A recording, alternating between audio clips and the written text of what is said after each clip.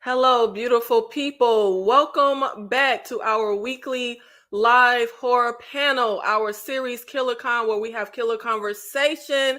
And I'm really excited about today's episode. Okay, but let's see who we have with us. Thank you so much, Tony T, for being here. Shout out to Miriam. And shout out to our new channel members, Lulu Springs and Dylan Soup. Thank you so much. We are here to talk all things horror, and as always, y'all know what I do. I reach out and I get the best of the best in the horror community so that we can serve y'all some great horror content.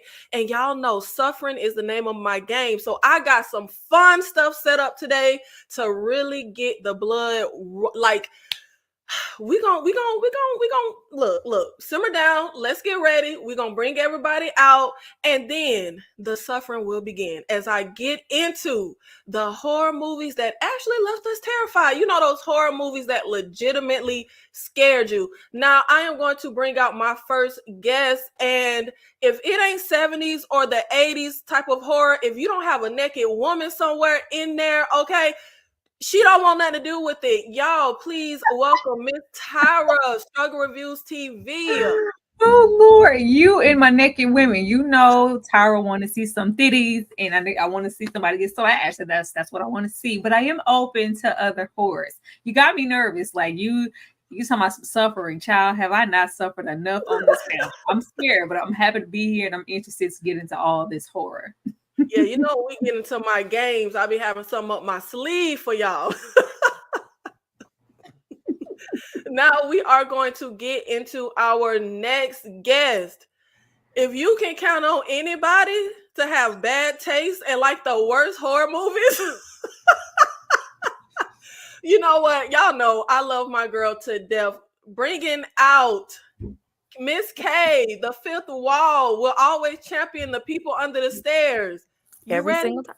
First of all, you're not gonna disrespect Jason Voorhees or Jigsaw in the manner, because see, you be going hard in on them. Okay, I have the best horror taste of all. Okay, y'all know my tier list be top ranked. Okay, be top ranked. Okay. Y'all know I like to just mess with Kay and rile her up a bit because you know she loves her man Jason Child. But last and definitely not least, you know you got a story when horror brings the love of your life, bringing out one half of Sledgehammer Horror, Ken Sledge. You ready to talk horror? I am so ready to talk horror. She said she wanted the best of the best, and a couple people dropped out, so she got a hold of me. I'm very happy to be here with the best of the best. So very excited to be here. Thank you so much, Ken. And we are going to get into killer conversation. We are going to get into some fun topics, some fun games, and a little more serious horror topics. We got a little something of everything. But what I would like to kick things off with is Tyrone. Yes. What horror movie actually scared you? That is like a hard one because you know we horror fans, we desensitized, honey. It takes a lot. It takes a lot. I can maybe revert all the way down to childhood, and I mean like under 10, watching stuff I wasn't supposed to watch. I know Candyman was the first thing that scared the hell out of me because I was like, oh, it's a brother. It's a brother and he out here slashing people. That really, really scared me. I remember the day my mother rented it from Blockbuster and she cut it off as soon as he gets Helen and he's holding Helen and hovering over her with those bees in his mouth. And she cut the movie off, said, all right, everybody go to bed. I was terrified. Terrified because I was a horror fan, but normally, you know, you would see it through and you get to see an uproar or the horror get it, you know, the villain get its comeuppance, and we just did. And I was like, so is he here? Is it safe to get my Flintstone vitamins out of the medicine cabinet? I don't know. Another one, which was weird. I don't know why I was watching this. Castle Freak. I've seen Castle Freak at about 8. And I was so creeped out. I thought that was the weirdest movie in the world at the time. And I was really, really scared. But if we're talking like age, I know when I was a teenager and I thought like, oh, you know, I'm all of this. Can't nothing scare me. It's so much of things that are not so much scary, but more so unsettling. I always find The Exorcist to be really unsettling. It's something about the acting from Reagan there and the incidents that happen on set in real time in real life that always bothered me and like sits on the back of my neck. Hereditary recently was really unsettling for me when I first watched that. Just Tony bashing her head against that wall will always, yeah, that was a moment. And about 2 months ago, I watched Possum for the first time. That was really weird and really, really unsettling for me. And the imagery had stuck in my mind. And it takes a lot for something to stick on me as an adult. Possum stuck on me. Watch it at your own risk. You know what? Possum has been on my watch list, but I haven't gotten around to it yet. But what do you think it is about more so The Exorcist that can really frighten people? Like, you know, The Exorcist came through and it frightened the whole era of people. And you know, black folks don't play with no demons or the devil. Like, we playing with that. But even outside of the real life scenarios, what about that movie do you think most people just find so frightening? Is it just the devil? I think it's the realism of this could maybe in some way, shape, or form happen. I feel like possession is an authentic, real thing. Thankfully, I have never experienced it, but I don't put it past it to be actual factual. Maybe not to the extent of what Reagan experienced, but just the biblical references. There's always, and you know how I feel about possession horror. Keep it. I'm okay. I don't need to ever see it again. But with The Exorcist and The Exorcist 3, as a really great mention, it got something right there, and it just felt so like, I don't know. It felt really authentic. And that in combination with the mother trying her damnedest to save her daughter, you could always relate to that as a parent. So I think just in the sense of, you know, maybe this could happen, that just adds something real to it. Yeah, I feel like having some bit of realism where it feels like, okay, people could actually end up in this situation. I could end up in this. Like, that definitely adds another layer. Ken, what are some horror movies that actually left you scared? As a kid, The Exorcist as well. That was one that really got me. My mom, I grew up in a video store. My mom and dad owned a mom and pop video store. And that's the only movie my mom ever shut off. She was like, no, too much. We're not doing this. Another one as a kid, and to this day, whenever I talk about the scariest moment ever in horror history, that scared the shit out of me. Mr. Sims, when he gets the, this ain't no funeral home, like that really, really scared me as a kid, watching these guys literally go to hell. That was a moment for me as a kid that was just like, in a movie that's still one of my favorite, it's easily my favorite anthology movie to this day. And a movie that just means so much to me, but that ending always just really, really scared me. And then as an adult, just recently, in 2020, The Dark and the Wicked, that movie rocked me. I thought I was completely desensitized to all horror, and then that movie came out and just scared the living shit. It was like 3 p.m, and I was like, hey Ash, if you want to open the blinds and make it a little lighter in here, like that's cool. I'm fine with that. That wouldn't bother me at all. And then even now, like I go back and watch The Exorcist now as a girl dad, and I see the scariest moment in The Exorcist to me now is when Regan's laying in the bed and her shirt has exposed her stomach, and on her stomach it says "Help me." Yeah. So like your little girl is still inside there somewhere. And so like it's funny how we can watch these as a kid. As a kid, you're like, burn the house down. She's dead. Like, get out of there. Like it's over. It's done. And then as a dad, what can I do? Like it's my only job is to save her, and I can't. So like those are two that really, really affected me, both childhood and in my adult life. I am so glad you mentioned The Dark and the Wicked. I feel like I never hear anyone talk about that movie. It is such a gem. I love that movie. And I'm with you. It was definitely just so unsettling. I always tell people, if you feel like you desensitized as a horror fan, if you feel like the possession subgenre is played out, go watch The Dark and the Wicked. And one of my friends is in the movie. Julie Oliver Touchstone. She played the mom. Oh, wow. Okay. Yeah, she's a great friend of ours. And like, obviously that, she was a friend, whatever, but the movie is still fantastic. Like it's a scary, terrifying movie. And little things you notice upon rewatches, like finally seeing the demon for the first time. Like if you really look, when the goats are riled up, they have one shot where there's just one scene where you see the demon in with the goats. And I was just like, oh, I was like the Leonardo DiCaprio. Oh, like I seen it.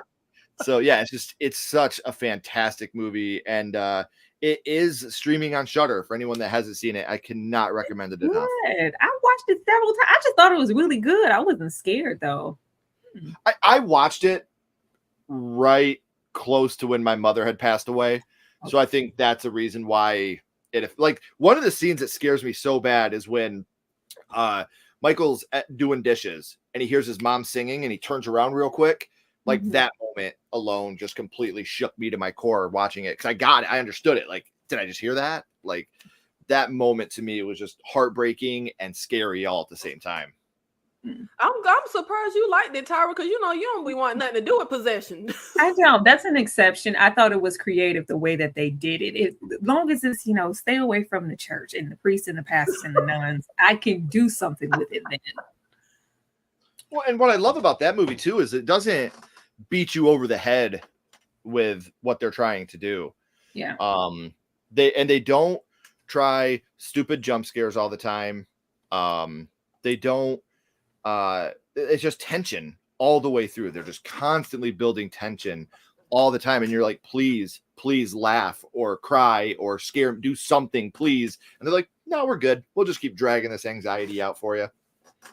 And I think that's my favorite type of horror. That's why I'm not the biggest fan of the comedy horror subgenre. I don't want to release from the tension. I want it as bleak and dark and depressive as possible. I don't know. Maybe I'm morbid. Do you think that you and Tyra, like, do you think it adds an extra layer as a horror fan once you have kids? Like if you see, because I know I watch horror movies and I'm affected when stuff happens to kids. I think most people are, even if you don't have kids.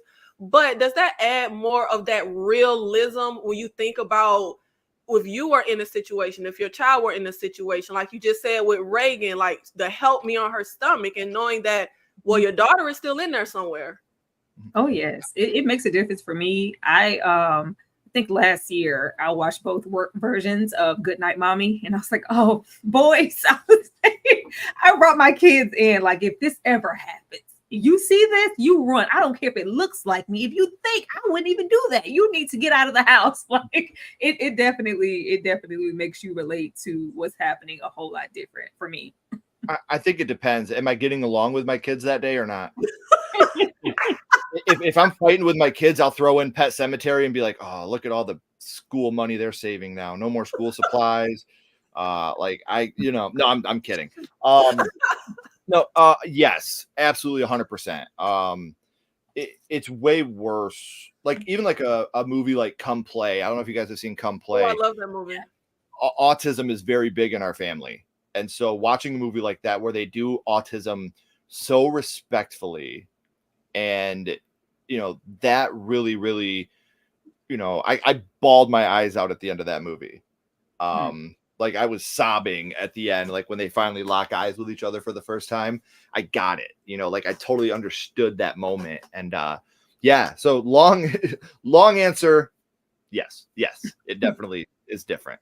I just want to say what's up to Cody and Ryan in the chat real quick. What's up, gentlemen? Nice to see you. Thank you for coming out. Showing love. Yes, we are streaming from everyone's channel. So if you are here from The Fifth Wall, King Nikki TV, Sledgehammer Horror, Struggle Reviews TV, thank you so much for being here. Thank you to the 54 people in this live right now. And baby, Kay, we forgot about you. Who scared you, Kay? Was it Jason? What movies actually scared you? We'll just throw my daughter to the wayside. You were just like, oh, y'all too. Y'all kids. So I'm not supposed to just, be afraid. I'm so sorry. I forgot you. You are. I be forgetting. I know you a blurred and a nerd and all the nerd things, but I be forgetting you a nerd mom. My daughter is a whole empath. She like feels and like senses and all that kind of stuff. So that can be a little creepy. And she talks to all of her toys, stuffed animals, dolls, all of that. Like, everybody has a name. She is very close to all of her toys and stuffed animals. Very close. Throwing that out there. Yes, it is a little creepy. Okay, so movies that scare me, I put them into two categories, like newer movies and then like when I was a kid. So newer movies, not to say I was like super scared, but like out like a little creepy, like I might need a little light on or something. The Babadook was a little creepy for me. Something about them kids in the movies when they the ones that be seeing stuff and know stuff. It's a little creepy. Sinister was a good one. That one was a little creepy. I don't even know if I want to rewatch that one because that was a little creepy. I watch horror movies like late at night and probably shouldn't watch things at midnight because it makes it even more creepier than if you would earlier in the day. Childhood movies, of course, Exorcist scared me. Candyman scared me. Now this other one, I don't need y'all to judge me. Oh Lord. What is it, Kay? The Tommy Knockers. Okay, hey, y'all know I don't do aliens. Okay, they tricked me. They tricked me. Okay, this whole time I thought it was like some kind of possession virus, something, and the whole time they was digging out that alien ship, I was messed up. I said, really, this whole time, this was if y'all would have told me this was an alien movie in the beginning, I wouldn't even be here. Okay, that creeped me out. Just like The Village, not The Village, but Signs. Yeah. I can't do the aliens and stuff like that. I can't do it. If it makes you feel any better, Kay, the most scared I've ever been at a movie, and I'm not kidding and trying to be funny, was the Large Marge scene in Pee-wee's Big Adventure. That I love that scene. Shit. As a kid, I didn't expect it. I was, laughing and joking, and then it looked like this. I was like, nope, done. Fuck you. I'm out. It's a wrap. So don't feel bad, Kay, because I get it. There's movies where I'm like, the most nightmares I ever had was because of Child's Play 2. When the doll eyes come down into the technician's face and you see him with the doll eyes, I had nightmares of that guy chasing me for months after I watched some guy with bloody doll eyes running after me. Oh, I love that scene. That's a great scene. Me too. Shout out to everyone in the chat. Miriam, Large Marge was scary as hell. Yes. You're not the only one, Ken. Cody Leach, thank you so much for being in here. And guys, we have an episode with Cody Leach if you want to go back and check that out. Ken, you got to ask me about my Large Marge story next time we talk. The Perk-Minded, the haunted mask was effective for me when I was a kid. Hey, pretty girl Danny, thank you so much for being here in the live. Hey, Black Queen, DeMarcus. Okay, y'all know sometimes we could be here for 3-4 hours, so I got to get back to our slides. But thank you so much, everybody staying active in the chat. You know, we like to run our mouth, so I got to move this along. Are there any movies that you are too scared to even watch? Are there movies that we have the movies that scare us that we've seen, but Kay, are there any movies that you're like, nah, I'm not touching that one. I'm just not even gonna watch it? Maybe not a movie per se, but I think it's like a documentary, or it could be like a movie documentary about them people that say that they was like abducted by aliens. I'm not watching that. I don't want to hear your true life story about that's what happened to Mulder's sister. And I'm telling you, I don't want to be the one. So no, I can't, because that'd be messing with my mind. Because if somebody come and abduct me and bring me back, and y'all ain't gonna believe me. You and these aliens, Kay, I swear. Ken? I wouldn't say there's anything too scary that I won't watch again, but if people that know me know, just let me know if there's going to be graphic SA scenes in a movie. I won't watch it. That's something for me that is I can watch anything, but when it comes to, like, I won't watch, what's that one? I can't remember what it's called. A Serbian film. Like, I won't watch that. I Spit on Your Grave. Will not watch it. That's just that's the one thing. Like, everybody has their trigger, and that's it for me. Like, some people can't watch animals being killed, or some people can't watch children being killed, or if you're any type of SA, I can't. It makes me so uncomfortable that I can't stomach it. I can't do it. I'm right there with you, Ken. I remember, it's not a horror movie, but I wanted to see that movie, The Last Duel, so bad until I found out there's a graphic SA scene, and I said, nope, can't see it. I also have never seen I Spit on Your Grave. And the movies that I have seen with those scenes, it's because I saw them before, like when I was younger, and I didn't really have a real, thought about it. So stuff like The Last House on the Left remake. But if I see it now, I fast forward. But yeah, if it's a movie like that, either I go in not knowing, like I think it was called Revenge, where the girl goes out to the desert with her boyfriend and it turns into an SA revenge. I saw it, but I didn't know that's what it was. But I'm right there with you. Like, stuff like that, can't do it. Well, Last House on the Left, I got up and walked out, and I told Ashley, because we knew what was coming, because I've seen the original as a kid too.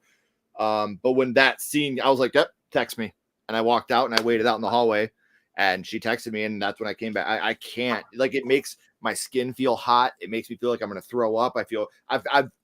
I know, look, there's nothing wrong with people that enjoy the SA revenge movies. That's fine. If you can live vicariously through that, like, I'm not saying there's anything wrong with you.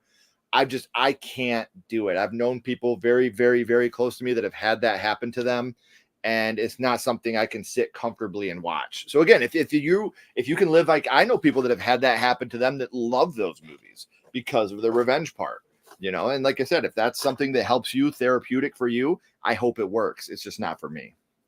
Tyra. I just love how you guys are pretty much covering my whole list for most horror villains. You cover like everybody. There's alien abductions and SA. I don't know. There is absolutely nothing that I won't watch. Nothing. I'm a fan of all the genres that y'all said no to. I enjoy those too.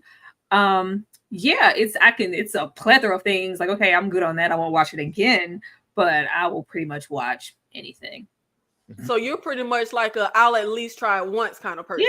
Yeah. In life and everything. We're gonna try it once. And if it don't work, we ain't gonna try it again. But yeah, like what is it, like the Human Centipede movies? Watch them, don't care to watch them again. Oh Jesus, Tyra. Now see. Honestly though, like I really, really like the first one. like I just feel like the first one really is more of like an artsy film, and then from there it just gets ridiculous and disgusting. But the first one, I actually dig that film. Like I didn't hate it like I thought I was going to.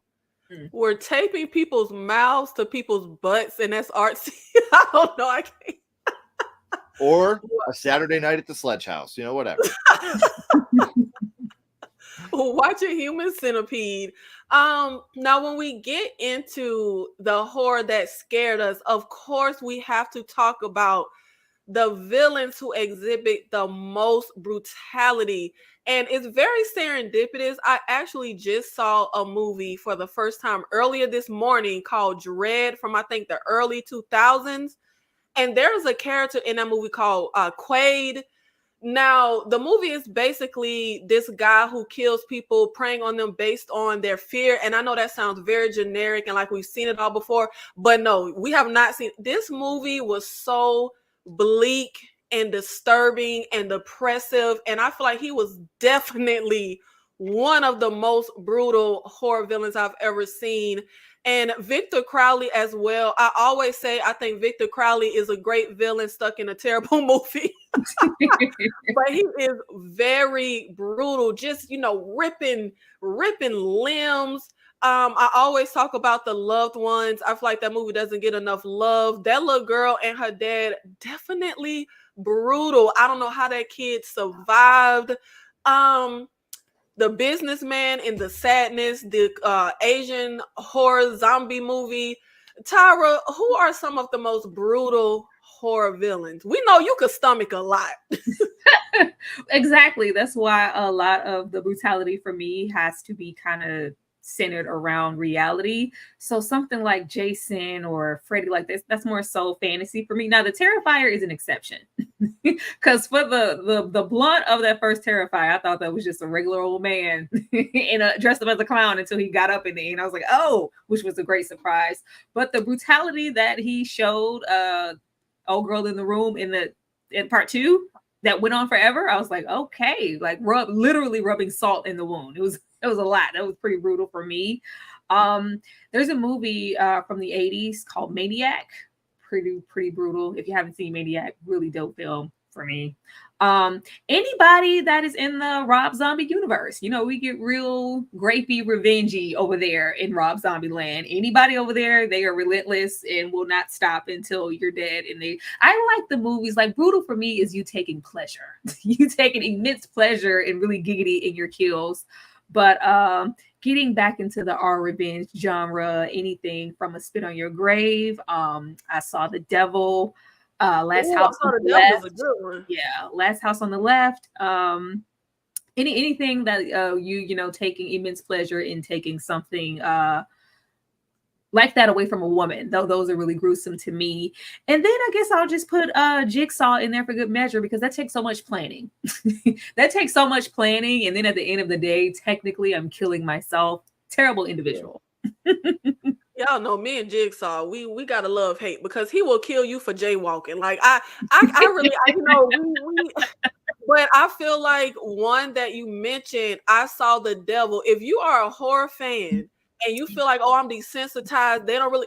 If you get into one thing, Asian horror movies will do, but boy, the Asians will rip your guts out. The Asians, oh my god, if it's Korean horror or Japanese horror, they will do the most depraved, depressive, and I Saw the Devil is pretty much at the top.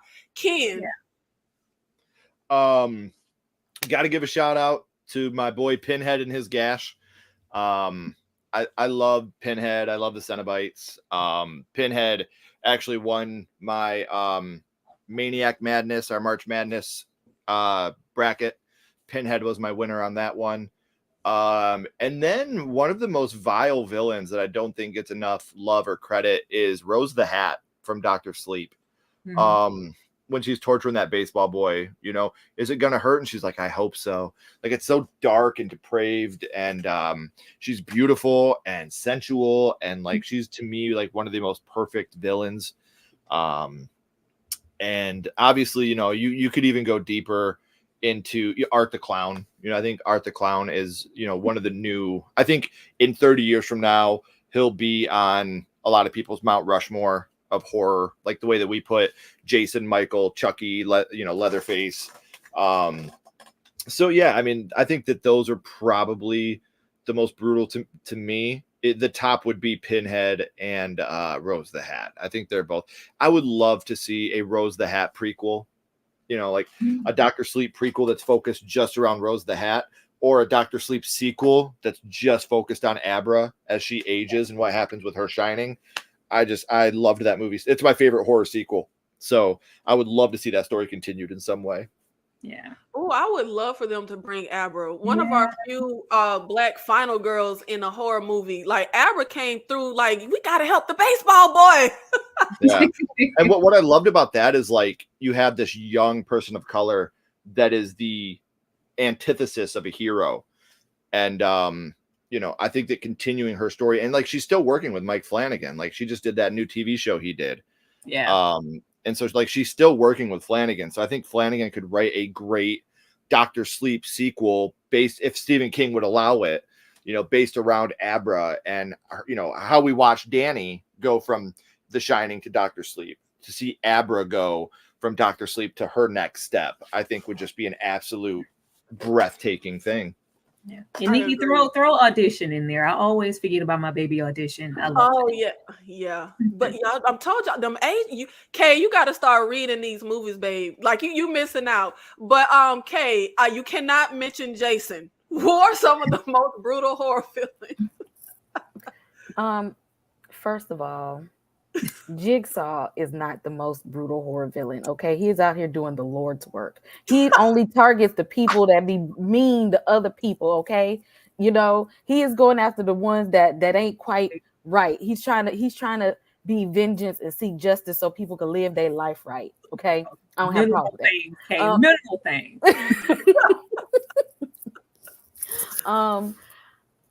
Hostile. Because you literally like paying for people to be abducted into torture for no reason. Like that. See, that's no reason. Okay. Jigsaw had a reason. These people in Hostel, they ain't had no reason at all. But the most brutal horror for me is anybody that's in the cannibal range, like Hannibal Lecter. That Jeffrey Dahmer series messed me up. I was completely disturbed by that one.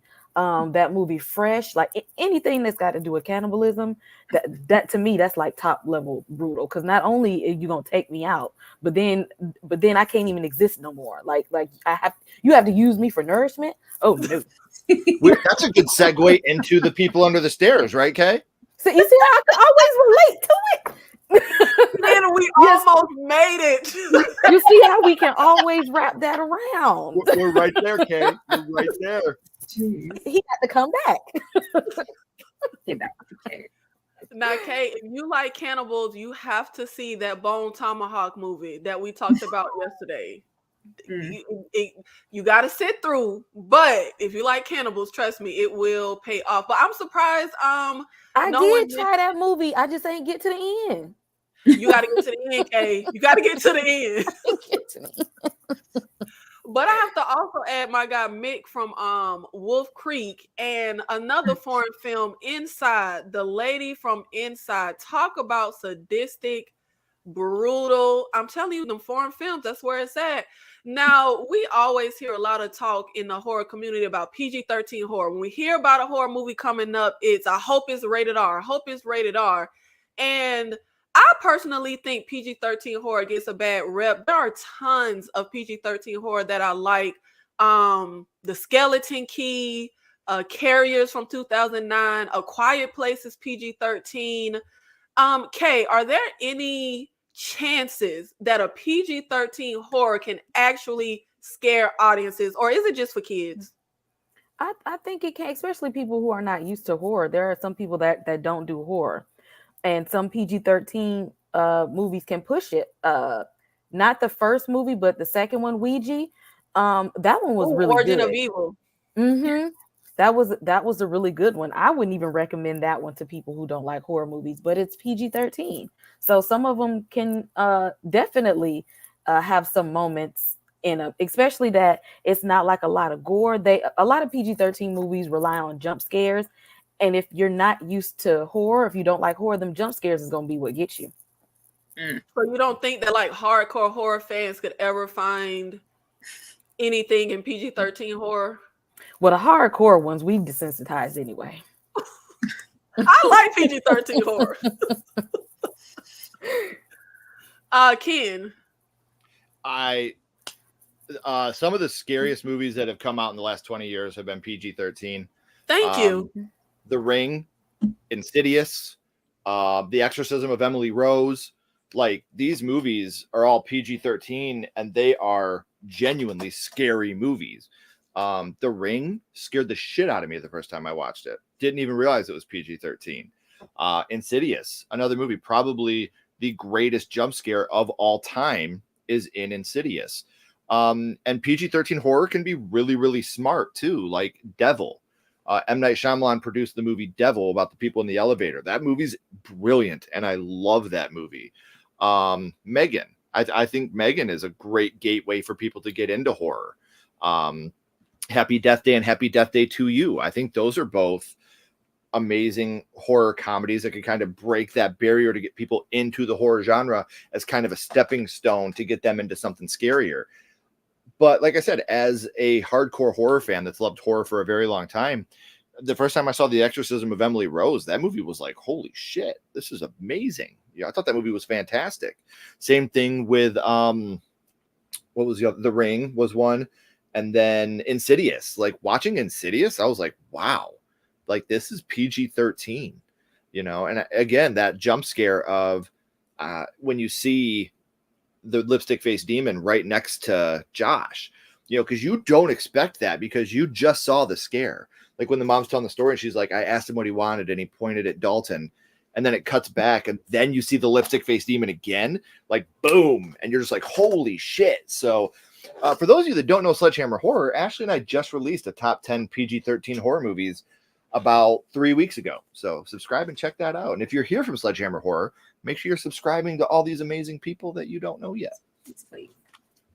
Now when we were talking about brutal villains, Joshua, why you said Ben Willis? From I Know What You Did Last Summer, I Still Know What You Did Last Summer. What about Will Benson? Get it, Ben's son. Oh my God, I love those movies. Stupid. So now, Tyra, are you gonna come through and be a hater on PG-13? Because we know you like for your stuff to be. I didn't say anything yet. It's not my favorite. It's not my favorite, but as Ken just said, Insidious is extremely effective. I love Insidious. I love this. I was gonna say What Lies Beneath. The others, yes. What Lies Beneath, that used to be one of my faves growing up. I used to love that one down really good. A film I watched not too long ago, it's called Under the Shadow. I didn't even realize it was PG-13 until I actually looked it up. Under the Shadow is really, really good and really effective. Lights Out. Lights Out was a good time. I was like, okay, this is good. It was one of them really quick, goody 90-minute horror situations. And I was like, oh, snap, this is PG-13. We didn't even really get too violent, and it did what it needed to do because cut them lights on. Right. But what I value in PG-13 horror is, I guess, more so the horror that you don't like, Nikki. I could do some comedic horror situations, especially because, you know, I live in the 80s. I do. Or even something recent, like, well, not recent, but something like Drag Me to Hell. You get kind of the best of both worlds. I love a good comedic, campy, Evil Dead-ish type of moment in my horror. Or the things I grew up on and I love, like Arachnophobia, or the Critters franchise, the Gremlins franchise, The Gate. What is the other one? Or more of the recent things like the Happy Death Days, or Freaky, or Warm Bodies. I enjoy those type of PG-13 horror situations. So I do find value. Trolls. Oh my God. Like, those things are PG-13. Well, I enjoy Poltergeist is actually PG. It Poltergeist isn't even PG-13. It's PG. You know, back then, them ratings were a slippery slope. I would have gave Poltergeist a solid PG-13. It's PG. Wow. Yeah, Poltergeist and Tourist Trap, both. I remember being scared. There's no way Tourist Trap is PG. What? PG. I watched that movie for the first time on Fox 36 Toledo at like noon on a Saturday, and I was like crying. I was like, "This is the scariest thing ever. Why is this on TV right now?" Tourist Trap is PG. That's Yeah. a product of the time. They could never slide with those two movies being PG any day. But I Right. love a good campy horror type of situation. So yeah, I love that side of PG-13. But when it comes to my horror, I do like a hard R. Now, Tyra, we know you like some nudity. Can they show topless women in PG-13 movies? No, no, I think you're allowed They to show can, but side. they can see. Yes, it got to be the back. You can show they back. So it can't be like old girl dancing naked in the cemetery in Return of the Living Dead. They'll yeah, show like the side. They'll show like the back view, but it got to be like with a shadow. yeah. No, not of the demons, just naked for no reason at all. Now we are going to get into my favorite time of the episode, where we have to guess the movie based on the bad review. So okay, Ken, you're new to this, and for the audience that may be new, we take two movies that may have some similarities, we put them together, and I read off bad reviews, and our panelists have to tell me which movie goes with the review. We have the 90s Stephen King, Thinner, and Tarot recently came out. Both have plots that have something to do with a curse. I actually really loved Thinner. When I was a kid, I used to walk around putting my finger on my mama's face saying Thinner. Terrible. You could say I still won't eat that. pie. See, I'm scarred. I'm scarred. Now, it might be considered problematic in today's landscape because, they got the whole gypsy, curse and stuff they're doing now. But it's a gem from my childhood. So let's get into some bad reviews. And if you guys can tell me what movie the review is for. We gonna start with, we're gonna break Ken in first. Ken, can you tell me what movie this review is for? To call a movie like this bad is like calling the earth round. The whole movie just talks too much, feeling like it has to explain every plot turn to us. 1 star for at least trying to do a halfway decent makeup job. I can't believe I paid to see this in the theater. The word cheesy does not even come close to describing this major disappointment of a film.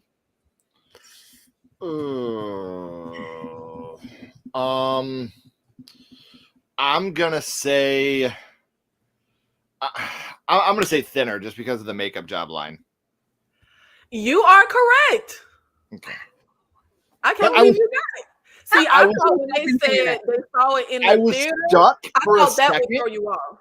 I thought for a second that Thinner was a Stephen King made-for-TV movie. So I was trying to, did Thinner have a theatrical release? Because someone said, I can't believe I paid to see it in the theater. Mm-hmm. So I was like, oh, shit. Was it like Sometimes They Come Back or The Langoliers where it was straight to TV? Or was this a actual theatrical film? So the makeup is the reason I got it. Because I don't remember any real makeup shit in Tarot. It was all CGI. See, I was hoping that theater line to throw you off. They got a player. That's the way I would have said Tarot. It's funny because what? I took my 12-year-old to see Tarot and she loved it. And it made sense to me because she hasn't seen all these tropes done 1,000 times over. So if that was like your first horror movie, you probably would really, really dig Tarot. And my daughter did. She was like, Dad, that was awesome. I was like, it sure was, babe. Good job. I always say there's an audience for everything. Yep. Tyra. Oh, yeah. Okay. Here we go. The core concept has merit as something horrific, but the execution is middling even if you get past the dated stereotypes. Bad film that is devoid of suspense, interest, or a point, focusing on unpleasant characters you cannot empathize with in an increasingly empty film.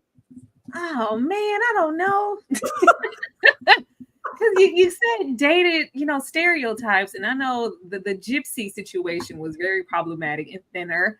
But then when you say, like the doll, like all these characters, that's really giving terror. Dated stereotypes. Oh. Did you see Tyra? I mean, I cut it off. I cut it off. I tried. I just did not pique my interest at all. I saw maybe half of it. I'm just for dated stereotypes. I'm gonna go with dinner. You are correct. Oh gosh, thank you. Now, see, I thought the dated stereotypes would make you think Tyrone because of what they did with that Asian character. That was ridiculous. That was terrible. But I know the gypsy theme in Thinner was very problematic for the time. So I'm gonna go with, that trope was ranking a whole lot higher than whatever they were trying to do with that poor man in that movie. That's terrible. Hey, Nadia, thank you What's for up, being Nadia? in Hey, Nadia. the chat. Y'all make sure y'all check her out. She does content. She is great. She is on YouTube. Miss Jason Lover, we are going to go to you, babe. I was looking in the chat like that was somebody's name. I was like, did I miss that one? Where's Miss Jason? Because Kay rides hard for her Friday the 13th series. Yeah. Okay, here we go. Wow, the dialogue in this movie is absolutely abysmal. The filmmakers decided to just string a load of cliches together and hope for the best. We also have the most bland, one-dimensional characters I have ever seen. There are so many plot holes and inconsistencies, and every character only makes the stupidest decisions. Mm-hmm. That got to be Taro, because I ain't like nobody. It is Taro. It wasn't. I can't believe, you know what? I need to start making this game harder because y'all doing good this time. We failed horribly last I got one question. Let us have it. I wanted everybody to lose that round. Okay, here we go. Because I'm used to Tyra and Kay losing. Y'all done got it right. So let's get a little harder. Was I the only person on planet Earth that saw The Colony and The Day? You were, because what is this? What the hell is this? You didn't see it. And Bill Paxton and Lawrence Fishburne? I have never Yes. them. What? I can't believe I was the only. Okay, I figured I was the only person on planet Earth that saw these movies. But they are both post-apocalyptic horror movies about a group trying to survive. They get attacked by cannibals. So they are both extremely similar. So let's see. We are going to start with Kay for this round.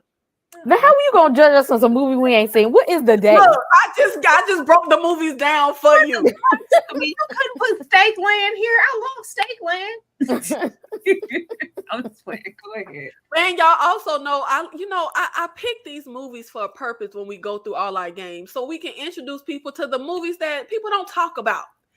I like both. Now, these are more mediocre horror movies, but I love them. Okay, here we go.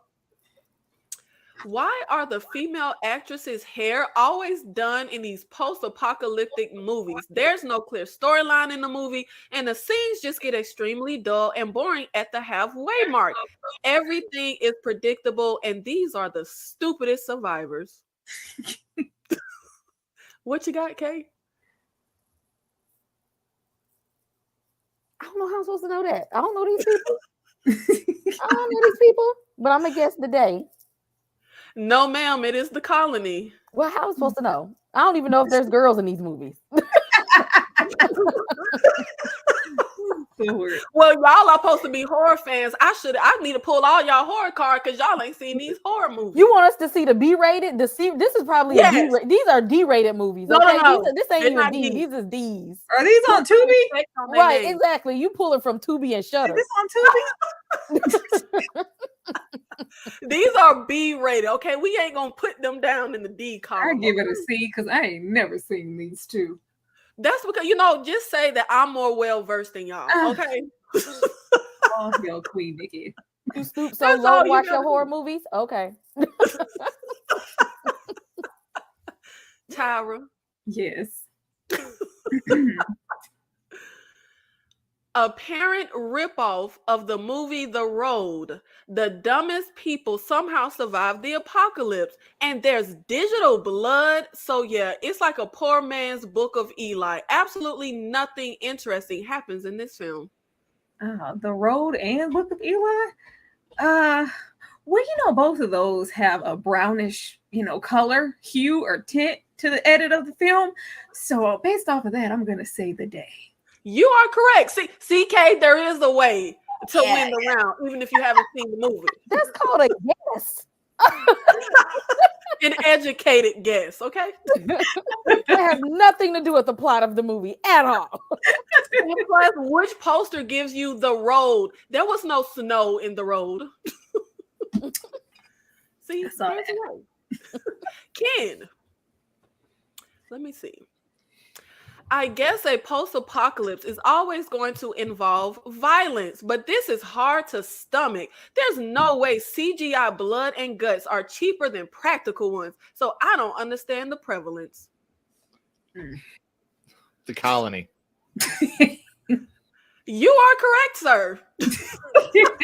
I was going to say The Colony because you mentioned that they hating on that CGI blood, and you said the same thing when you actually presented it to Kay. So I was like, that's got to be The Colony. They hate the CGI blood in that film.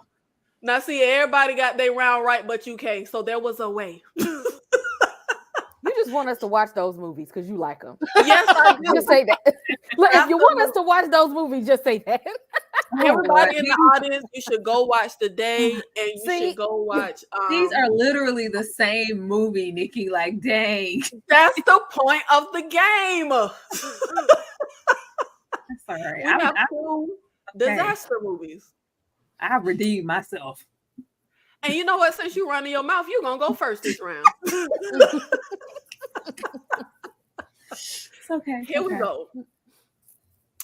There were so many scenes that just made me scream, why? Like, why did some of the characters die when it was totally feasible to save them? The special effects were honestly the deal breaker for me. I don't have a problem with bad special effects, but these just seemed so unbelievable to the point it killed the scene. Oh. Yes. If we're gonna go that some of the people could have been saved, that's like either movie. I'm just gonna guess and say 2012. You are correct, Tyra. See? Yes, Miriam in the chat. Don't put too much slander on Tubi. I love Tubi. Tubi has all the gems I love. I just thought that maybe those were on the back lot of Tubi. I'm sorry. My movie's on Tubi, man. Show some love. Come on. Love Tubi. I get my dick ripped off. And then it murders somebody. What movie? Bride of the Killer Pinata. Brian? I'm gonna write it I need down. to go find that. I had no idea. I thought that was just a joke. No, that's I get my face ripped off. Watch that. See my wiener get ripped off. Come back. I was like, please make a cast because if not, this will never hurt anybody. Ever. Okay, since Ken went through his pain and suffering for his movie, you will be next. Here we go. Cheesier than cheddar, and some of the worst plot points in the movie. This is trying to be an epic film, but it falls short. That's it? Oh man. Well, since 2012 was just guessed, I'm gonna go with The Day After Tomorrow. No, it was 2012. Unfortunate. Saturated with apocalyptic movie cliches, this film is a disastrous attempt at a story. I can do the suspend belief bit for a movie, but come on. The special effects are so bad that I had to wonder, did they even use modern technology?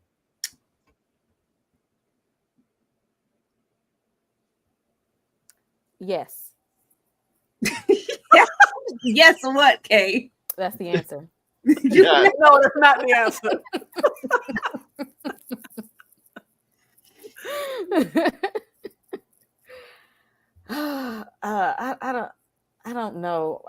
The Day After Tomorrow, because they had supposed to be what, aliens or something in there.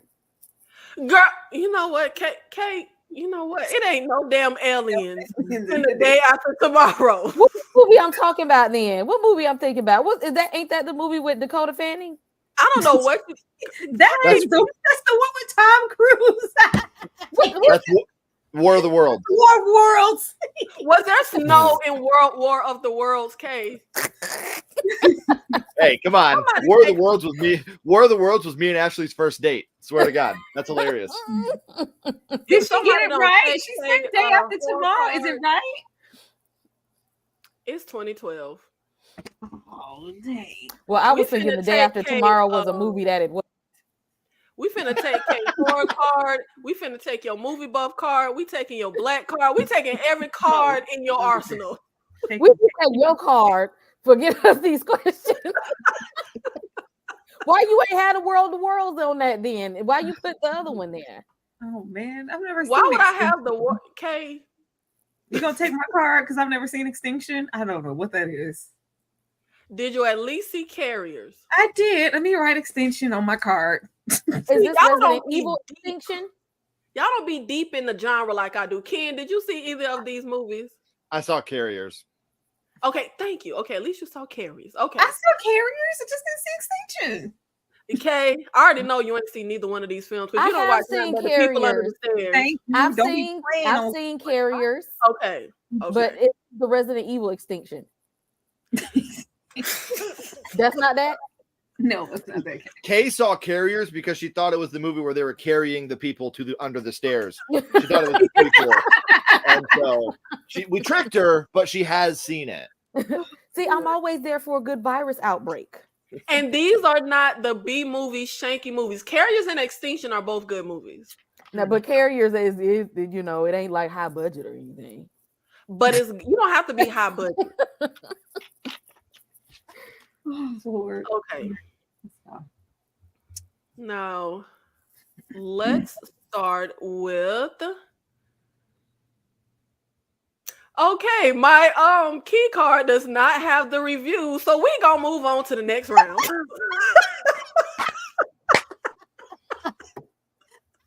Oops, somehow I skipped this one. But yo, I just gave audience, I just gave y'all two movies that y'all need to check out. They are both really, really good movies. Okay. Hilarious. I probably would have got that right because I at least seen one of them. I always get the short end of the stick every single time. Okay, I've seen these movies. The hunt was so dope. Hellfest was cool too. Now, Kay, I know you saw these two now. I fell asleep on The Hunt.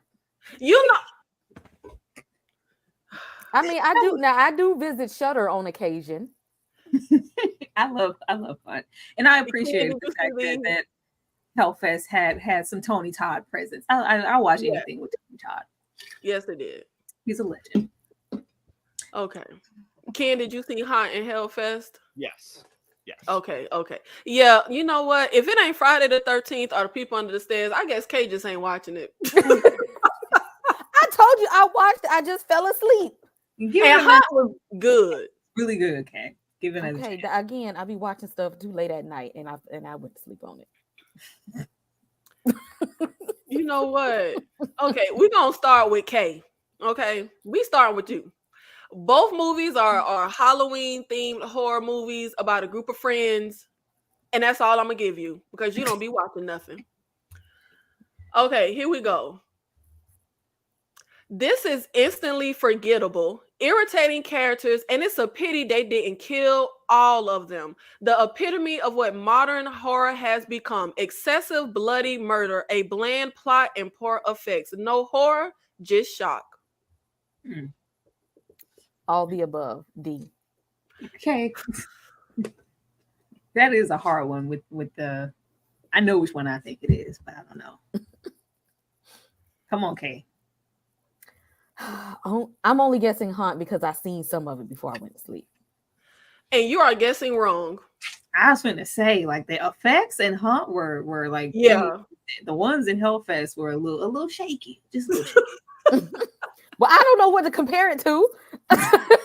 You You need to start watching stuff since you call yourself a horror fan. I don't do nothing about the but Satan and stuff now. No, it's a theme park. It's a theme park, Kay. Satan ain't nowhere in neither of these movies. Why he on the poster then? That is not Satan. It's a theme park ride into the what is it? The haunted house on the park. Yeah. Ken. Let's see. I'm gonna give you an easy one. The plot is horrible, the pace is slow, and the character development is non-existent. I don't know if it's supposed to be a comedy horror hybrid because most of the gore was laughable. Try hiring a capable effects team next time. Again, I'm gonna agree on Hellfest this time because Haunt had great effects in it. Yeah, people are slow. It's gotta be Haunt. Watch. It is Haunt. I knew it. That was all great practical effects. It's great. It was great. People are slow. I didn't say that the reviewers knew what they were talking about. Right. Touche. Touche. I knew it. Tyra. Yes. Jesus. The set design is top notch, but the fact that there is zero tension or good scares and paper thin characters, it leaves you feeling like the film just isn't as fun as it should be. There is no way you can find this movie terrifying or enjoyable unless your favorite horror movie is Truth or Dare. I hated Truth or Dare.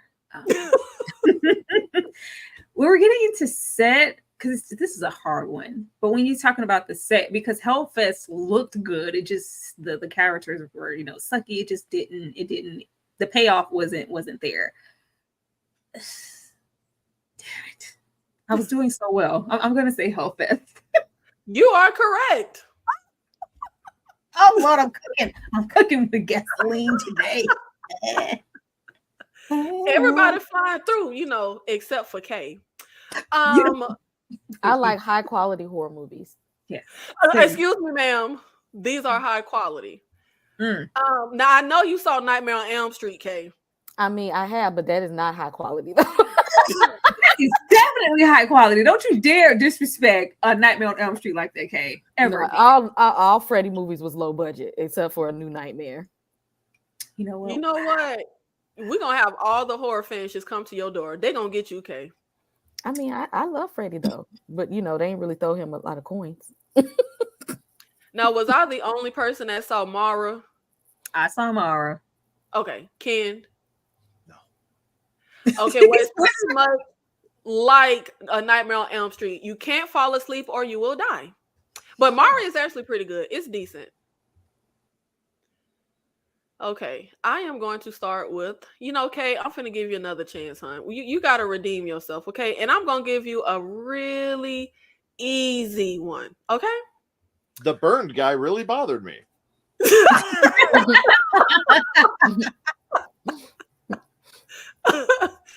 I have been more frightened watching Saturday Night Live. Too juvenile to be a fright movie. What could be more overrated than this? Who is in charge of the casting?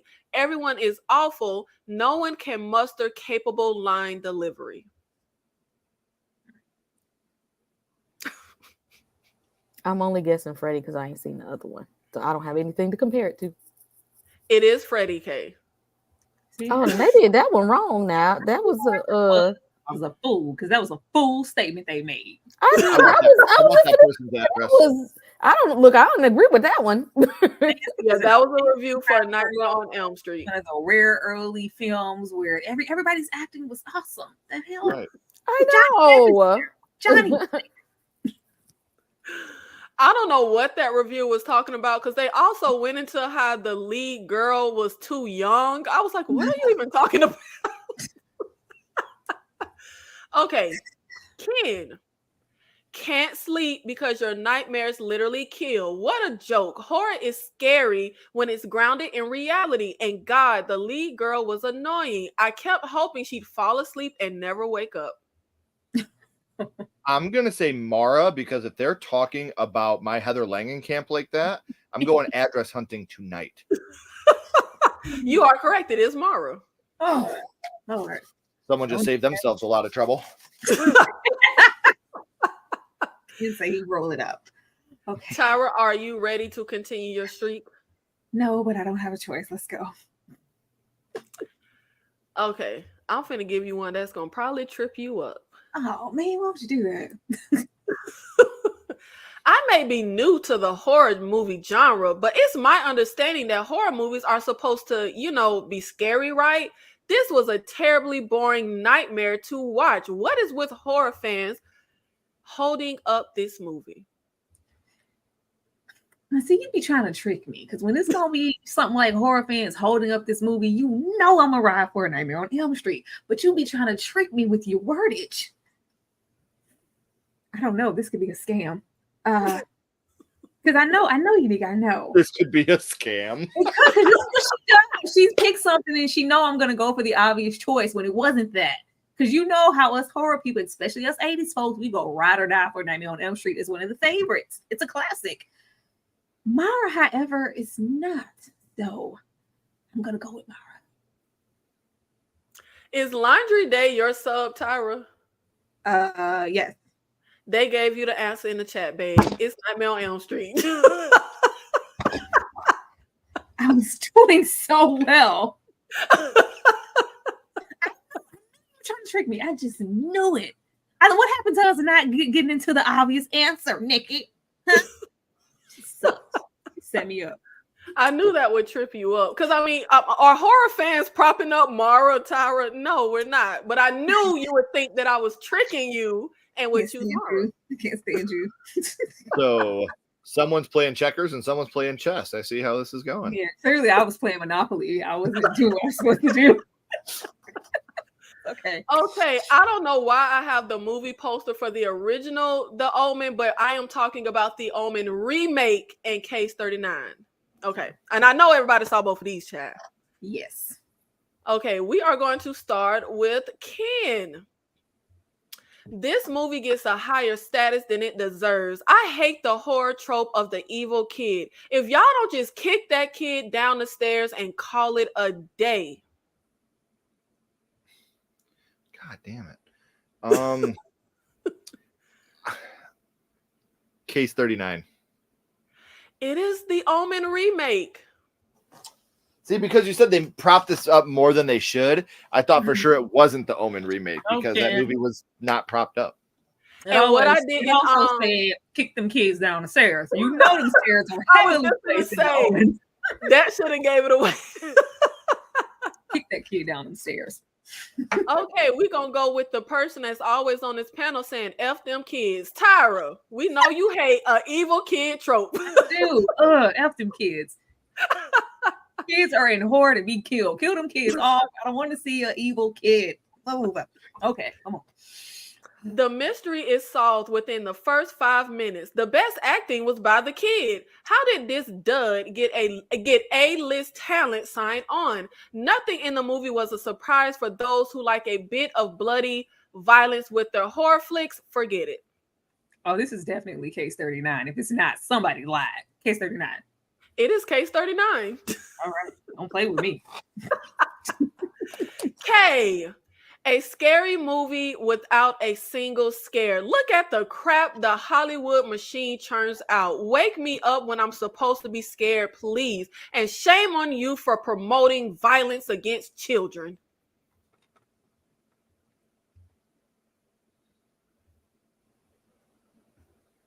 What you got, Kay? Now, I know you saw these movies, girl.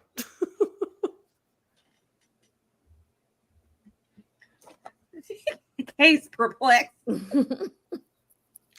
Case 39 or the Omen remake? You know, you ain't got money on the line, Kay. You know, just throw a title out. I don't know. I feel like maybe Case 39 might have been more creepier than I don't know. The Omen just, I don't know. Those movies just never do it for me. So I'm just saying the Omen. You are correct. It is the Omen. Omen. See, look at you. Look at you. You got one right. Finally. I don't get a prize. Never can. You do this every time. There are no prizes, no tumblers, no cups. Your prize is we will not ridicule you. That's your prize. Now Well, what else do I get? Now I know everybody saw Jeff Goldblum in The Fly. Did we see Tusk? You know Tusk is one of my favorites. Okay, did you step outside of Camp Crystal Lake long enough to see Tusk? I don't do body horror like that. I love body horror. I do not like body horror. But I know the premise of I know like about the movie, but that's why I can't do body horror.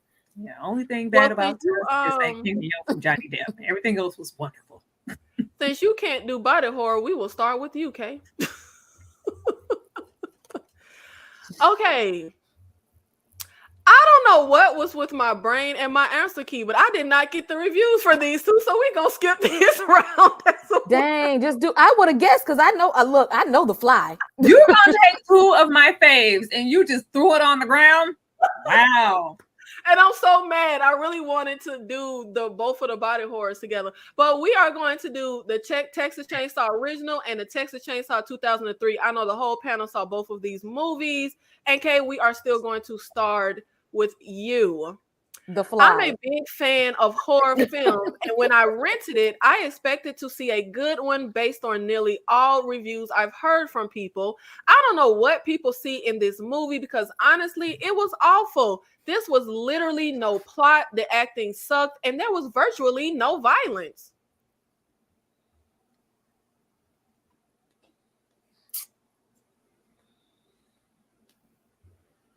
Now, hold on now, Laundry Day. You can't fire me. Fine. You fired.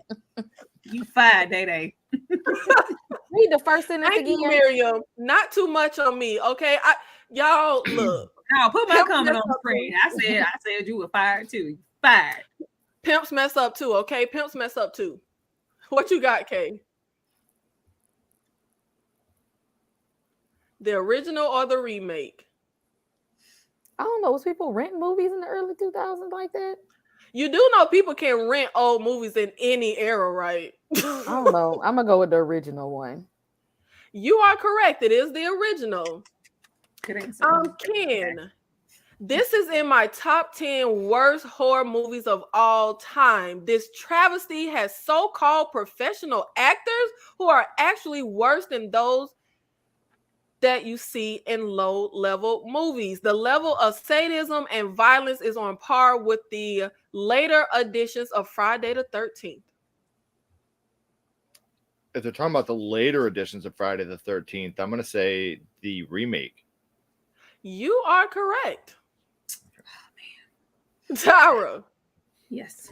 It's a massacre, all right. Completely sadistic. What in the world is wrong with horror fans? This is just sick. And there's no art here. Where is the story and the logic? Anyone who likes this film, you're just sick. Are we supposed to be turned on by sadistic men killing young, pretty girls? I'm going to say the original. These reviews be taking me out. This is, you are correct. Thank you. It was the original. Yes. Love it. You know, it's one of my faves. So wait, somebody wasn't happy with Franklin blowing raspberries in his wheelchair? And we are going to get into a new segment, Guess the Movie by the Tagline. One thing I love is a good movie tagline. And since Tyra making all her crazy horror faces, we gonna start with you. Now, two movies. Multiple choice. All right. Two movies. It's basically multiple choice. I got the movies up there. Right. Now, I feel like two movies would be too easy. So we're doing three movies that can have similarities. Bug, which is a great movie. Splinter, great movie. Slither, great movie. But they all involve some type of bug thingy, you know, getting into people and doing all kind of stuff. So Tyra, yeah, which movie has the tagline, "It will get under your skin"? You know, Splinter was so low on the budget. I wouldn't even think they had a tagline. No, come on, Tyra. I mean, I love Splinter. I'm just saying, like, they didn't have a lot of, taglines are for something that's going like to theaters. And I really don't feel like Splinter had like a wide release to have a tagline like that. Slither, it's like, it enters through the mouth, not so much under the skin. So I'm gonna go with Bug. It is Splinter, hun. Damn.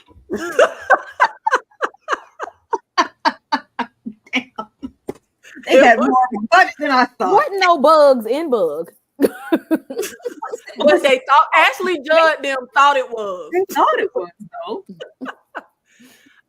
Kay, since you want to, be shouting out, you gonna be next. I know this one. Black Christmas, The Texas Chainsaw Massacre, and Hellraiser. Okay, if your skin doesn't crawl, it's on too tight. Keep your mouth shut, Tyra. What you got, Kay? If your skin doesn't crawl, it's on too tight.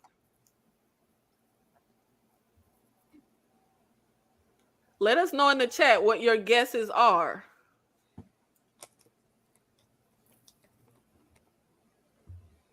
We got some people saying Hellraiser.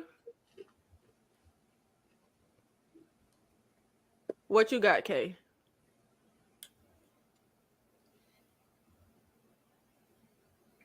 Girl, if you don't stop having us sit here in this radio silence and tell us a movie. I don't know. Hellraiser?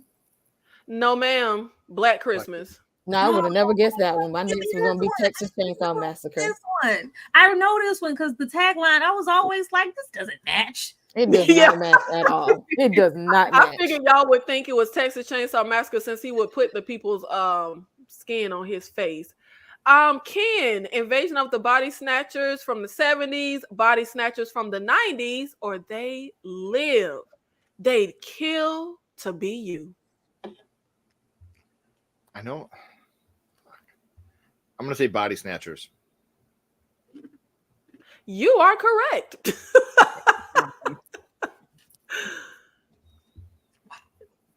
I figured this one would trip y'all up since, Body Snatchers and Invasion of the Body Snatchers are kind of... Kay, I'm going to give you a chance to redeem yourself. We have some great movies here. I love Jawbreakers, Disturbing Behavior, The Faculty, but they are all movies where someone in the movie, makes reference to The Faculty when they was trying to tell the little lesbian girl she could be perfect. Disturbing Behavior, of course, the parents were trying to turn their kids' brains into shish kebabs so they could be perfect. And of course, Jawbreakers, we took the nerdy girl to make her the popular girl. So we have the tagline, it doesn't matter if you're not perfect, you will be. What's that for, Kay?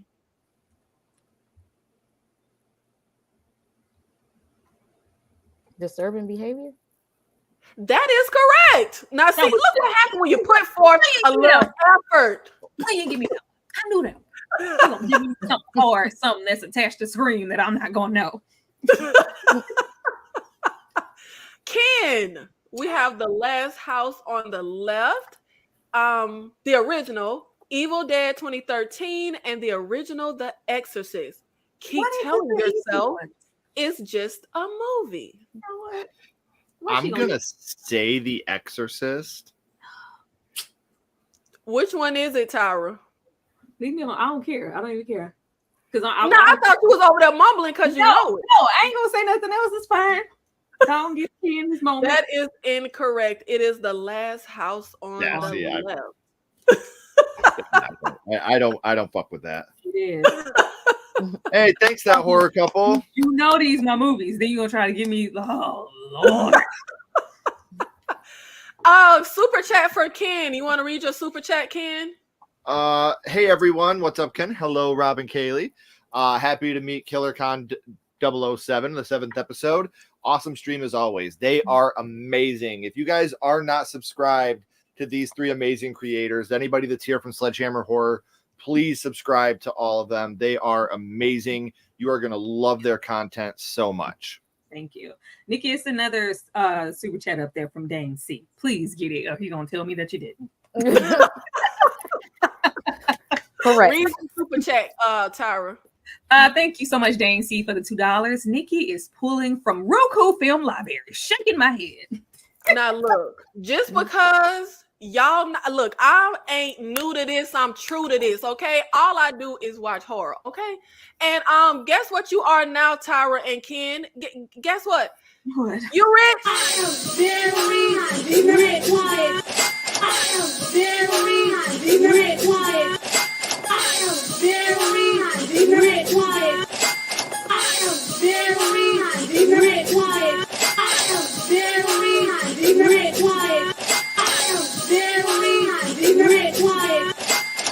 am very rich.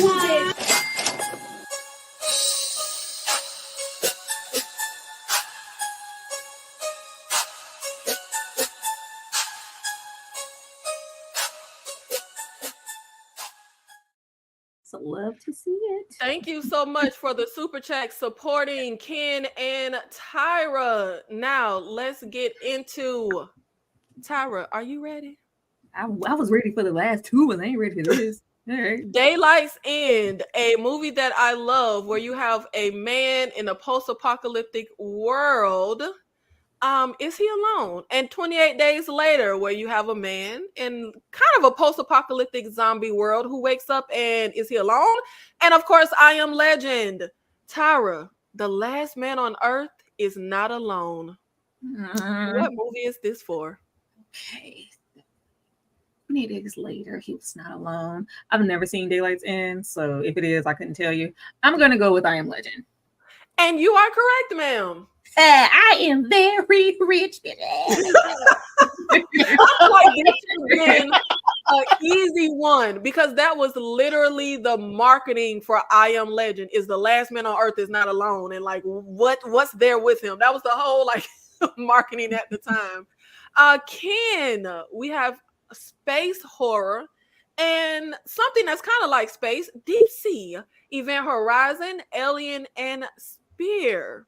Am I the only person in the world that saw Spear? Yep, I don't know what that is. I know it's not Alien because Aliens is in space. No one can hear you scream. So yeah. I know it's not that one.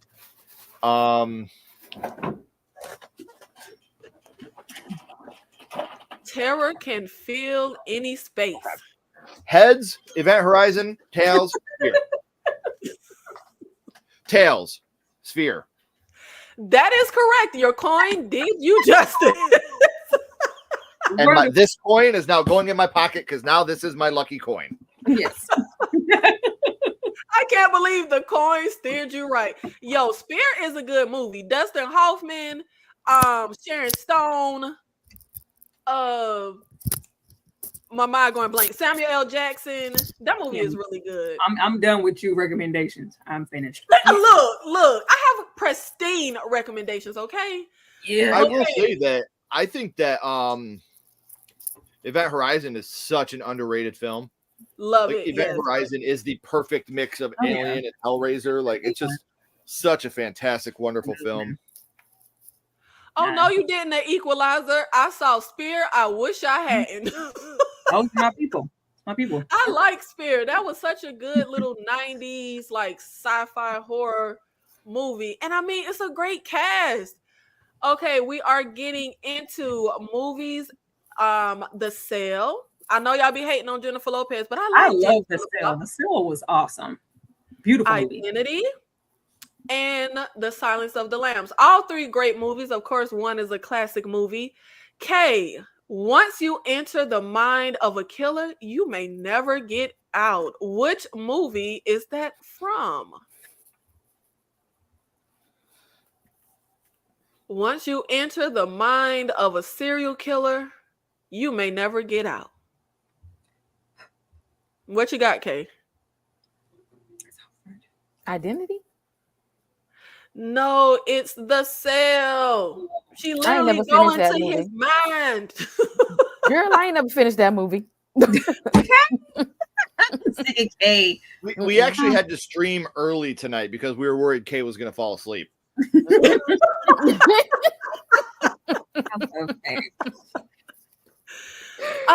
We have Bone Tomahawk, Deliver Us, and The Reaping. I probably was the only person in 2023 that saw Deliver Us, but they all deal with some type of God horror, religious horror. Ken, pray God grants you a quick death. Which movie is this for? I've never seen Deliver Us, and I'm not being ironic or facetious, but god damn it, I fell asleep during The Reaping. Now I watched that one fully. Of course you did. Of course. I'm going to say Bone Tomahawk because there's certain scenes in there where I was like, I really wish this would go a little quicker. You are correct. It is Bone Tomahawk. And Tyra, for the last round. I wanted this one. You went back to Ken again. I knew what that one was. Pray for a quick death. That's really, really Western coded. I was going to say that Bone Tomahawk. We wish upon the movie with the most annoying, unlikable protagonist in the history of the world. Thinner and the Jinn. Was I the only person on planet Earth that saw the Jinn? I fell asleep on it. Be careful what you wish for. Definitely not Thinner. I don't think so. I'm gonna go with Wish Upon. It is Stephen King's Thinner. That was my last guess too. Why did you say definitely not Thinner? All right. We need to ban Ashton from this chat. Jason What Goes happened? to Hell is the best movie in that franchise. Get your ass out of here right now. What is JGTH? Jason Goes to Hell. Jason Goes to Hell. Best movie in that Now, franchise. how you fall asleep on that one? Now that was like weird action throughout. Okay, you can't miss a part of that. Man, I thought that was Wish Upon. No, they always talk shit to me because that's my favorite Friday movie. So that's like the big thing with us is everybody always talks shit because of my severe love for Jason Goes to Hell. So well, I like Jason Goes to Manhattan, so I'm not judging. What the hell was Jason doing in Manhattan? It's funny. I love it. It's funny. And we are going to continue our theme of the horror that scares us. And one thing, we have a lot of different formulas that creates a scary atmosphere. It's the location. It could be the sound. It could be the visuals, the jump scares. Tyra, when you look at horror movie settings, what are some of the scariest horror locations? For me, Freddy's Boiler Room. Every time Nancy burns her arm in that boiler room, it just does something to the back of my neck. I'm going to go with Freddy's Boiler Room. I'm going to steal from Kay and say Camp Crystal Lake. It's very, very, very ominous.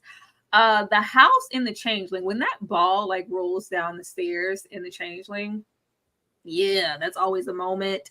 The whole Leviathan, the Hell and Hellraiser, yeah, that does it for me. And then I'll say just Texas Chainsaw Massacre because it just looks gross. It looks so unclean. The germaphobe in me just doesn't want to be in that home. So, hey, though. Oh, the cube is pretty scary to me because you just don't know, like, how the hell are you supposed to get out? And then something that can kill you. Those are scary locations for me. And shout out to Dane C. The Jinn movie is still Wishmaster. Put some respect on Wishmaster, okay? Love that movie. Epic horror movie opening. Kay, what are some of the scariest horror locations for you? Outer space, because I mean, how you fight an alien? You don't know their powers. I mean, how you know? You don't know what your opponent can do. Anything that takes place in a cemetery is creepy. I have that fear that something is going to reach up and grab my ankles. And sundown towns. Sundown towns. Hey. Yeah. We gonna all find that scary. Ken. As somebody who takes their own silverware with them to restaurants, because I am also a germaphobe and I don't want somebody else's meth mouth being in my mouth.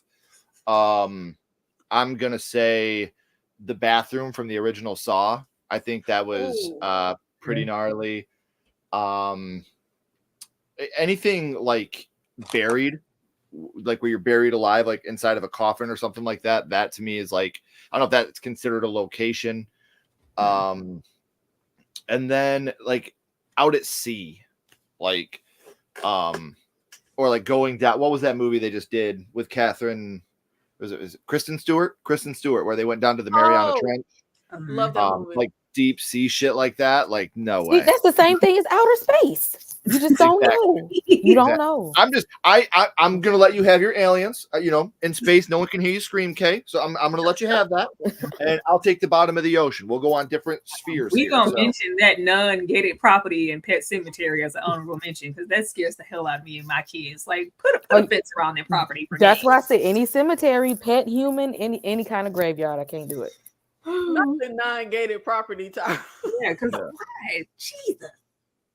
And you know what? They could have it would have been so easy to just build a fence. Like, I don't know why they ain't do it. You don't even have to build a fence to go around the whole property. Just, put a fence up in that one area. And now we are going to get into our horror verses, but we're going to do it a little different today. And we're going to segue into a verses of horror locations. We have the desert from my mind going blank. What is this remake?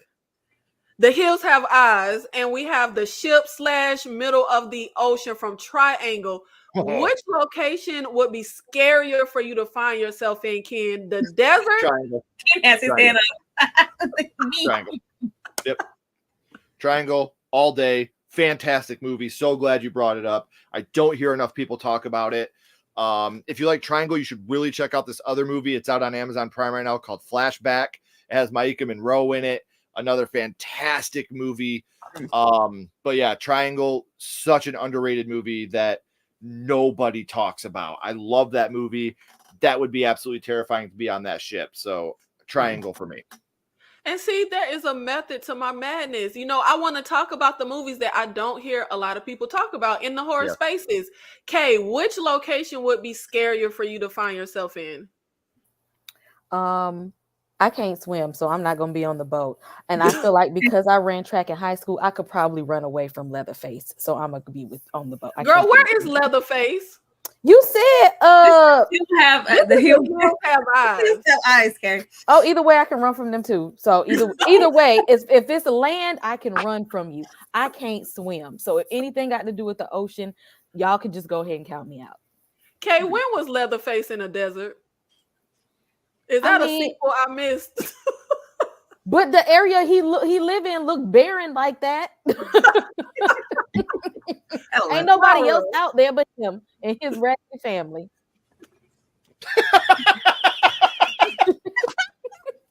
Now, why you got to talk about a man's family? That should have been the tagline. Ain't no one out here but him and his ratchet family. Texas Chainsaw Massacre. Tyra. Definitely the Triangle. Very scary scenario. Really, really good movie. That's the last place I would ever want to end up in a horror film in any location. I'm gonna go with Triangle for all those reasons and everything that Ken had to say about it. Okay, Kay, we know how much you love water. Which location would be scarier? The whites only beach from Jaws, or the little cave? The cave in the movie Cave. You want to be on the beach, or you want to be in the cave? What's scarier? I'm gonna have to go with the beach because I'm not going in. I will go to the beach, but you ain't never gonna find me in a cave. If you ever hear my name associated with a cave, it's a doppelganger. That's not me. It's Invasion of the Body Snatchers. If we see Exactly. That's not one of the places that I'm gonna go ever. Ken, are you gonna be the beach or the cave? Well, obviously, I'd be welcomed at the whites only beach, so I'm gonna go with the cave. You would. The whites only beach, I'll be fine there. I fit right in. But the cave, I'll be terrified. I'm sorry, I lost my shit when you said that. 'Cause that picture is so fucking funny. Even after you said that, makes it even funnier. So I'm gonna choose the cave either way. Yeah, it's no thanks. At least on the whites only beach, I can blend in and throw other people out there. Cave is multicolored. I don't blend in so well down there. Was I the only person that saw the cave? No, we seen it. Okay. Tyra. Definitely the cave. The cave is scarier because it's secluded. Like, I can run away from it. First of all, I wouldn't even be invited on. I couldn't get past the whites only sign on the whites only beach. So I'm definitely gonna go with the cave because at least I could have got in there, but I don't want to because it's scary and it's secluded and it's harder to get out of a cave than to run off of a whites only beach. Oh my God. Okay, we have somebody in the chat earlier said their scariest location would be a hospital. This is a hospital specifically from the movie The Void. And then we have the deep ocean. And I forget. Oh, I think this is from Spear. Kay, we know you love water.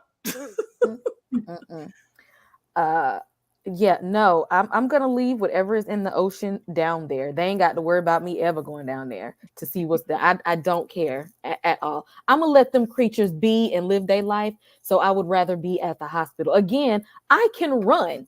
I can't swim. Tyra.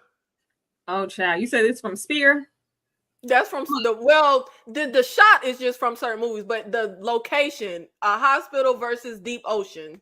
Oh, okay. Well, yeah, I'm trying to go to the hospital. No. I'm trying to go to the ocean because this particular hospital, it was a lot going on. There was some life-altering things in the void. Those incredible body horror, really great, gruesome things going on. And then you had the cloth-like figures waiting on you outside in bulk with knives. It was just a lot going on. And I feel like I have a safer chance of survival if I was under the water. All I got to do is make it out of the water. They couldn't make it out of the damn hospital. Hide in the closet in the hospital. I'm not going in the ocean. She died. Okay? She did. She's still dying. What's gonna happen if you in the ocean and run out of oxygen? You can't run out of air. All you gotta do is hide in the ocean closet. See? Playing chess, girls. Laundry Day was The Void good. The Void is immaculate. I love it. Yes. Watch The Void. See, I'm gonna say bottom of the ocean because I feel like I could take out those crazy fucks, that cult in Void. I feel like I would do okay against them. Like, I'm not trying to wax my own car or toot my own horn, but I feel like I'd do all right against them. Something under the water, I'm toast. I'm done. Like, exactly. At that point, so I'll just hide in the closet at the hospital. And then we have a train or a bar. Specifically, we have a shot from Midnight Meat Train and Feast. What is the scarier location, Tyra? The train or the bar? The secluded bar? Oh, child. Midnight Meat Train. That had been going on for centuries. So, nobody's knowledge. The fact that if I'm on this train with you and I make it to the end, I'm supposed to take your place. I don't want those responsibilities. You are tasked to feed these things under there for the rest of your life. This situation over here with Feast, it was isolated one night scenario. And it wasn't like, no, this is a chain of life-altering situations going on forever. I'm going to go with Midnight Meat Train. Ken. Oh, Midnight Meat Train at the bar. If you're going to kill me, I'll just start Stone Cold Steve Austining the whiskey just so, I don't feel it as much. So at least at the bar, I can get a little, effed up before I die. But Midnight Meat Train, like, that was just gruesome and like you said, if I make it to the end, now it's my job to do this shit. And like, if I have a spider in my house, I want to burn the house down. What am I gonna do if I gotta get another human being? Like, it's I'm done. I'm good. Like, send me to the bar, let me get wasted, and then do what you want. I'm fine. Really good movie. Please watch Midnight Meat Train if you haven't. Fantastic movie. Feast is funny too. Feast is a good time. It's fun. Kay, what's the scarier location to find yourself in?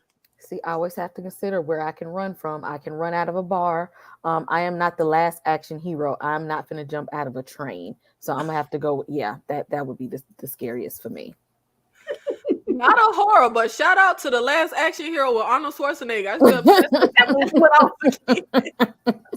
And it's aged well. I still really like it. Ken, what is the scariest location? A hotel or an airplane or airport? We have specifically a shot from Vacancy and Terminal Quarantine 2. Oh, this sucks because a hotel is fucking disgusting.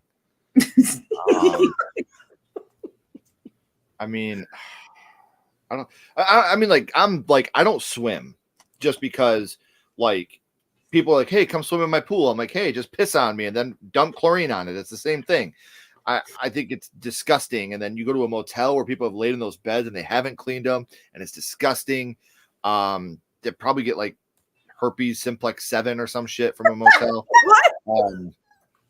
So like I'm gonna go with I'll stay on the airplane because then if it crashes I won't feel it, but I'll feel bed bugs and crabs for a long time. So I'm gonna go with the airplane. Just kill me and make it quick. Don't give me body herpes. Your logic is so hilarious because I feel like if I'm on if you're in a horror movie scenario on a plane, like you're dead. At least I can fight for my survival at the hotel. No, Tyra. bed bugs are eternal. Like I'm gonna put mayonnaise on you and shit. Like no, I'm good. As far as us making it out, if you make it and survive through the night and just make it from that location in Vacancy, you can live to fight another day. Terminal, on the other hand, it's a little harder to make it out of that. So as the scarier location is definitely going to be Terminal, but chances of survival, I would go with Vacancy.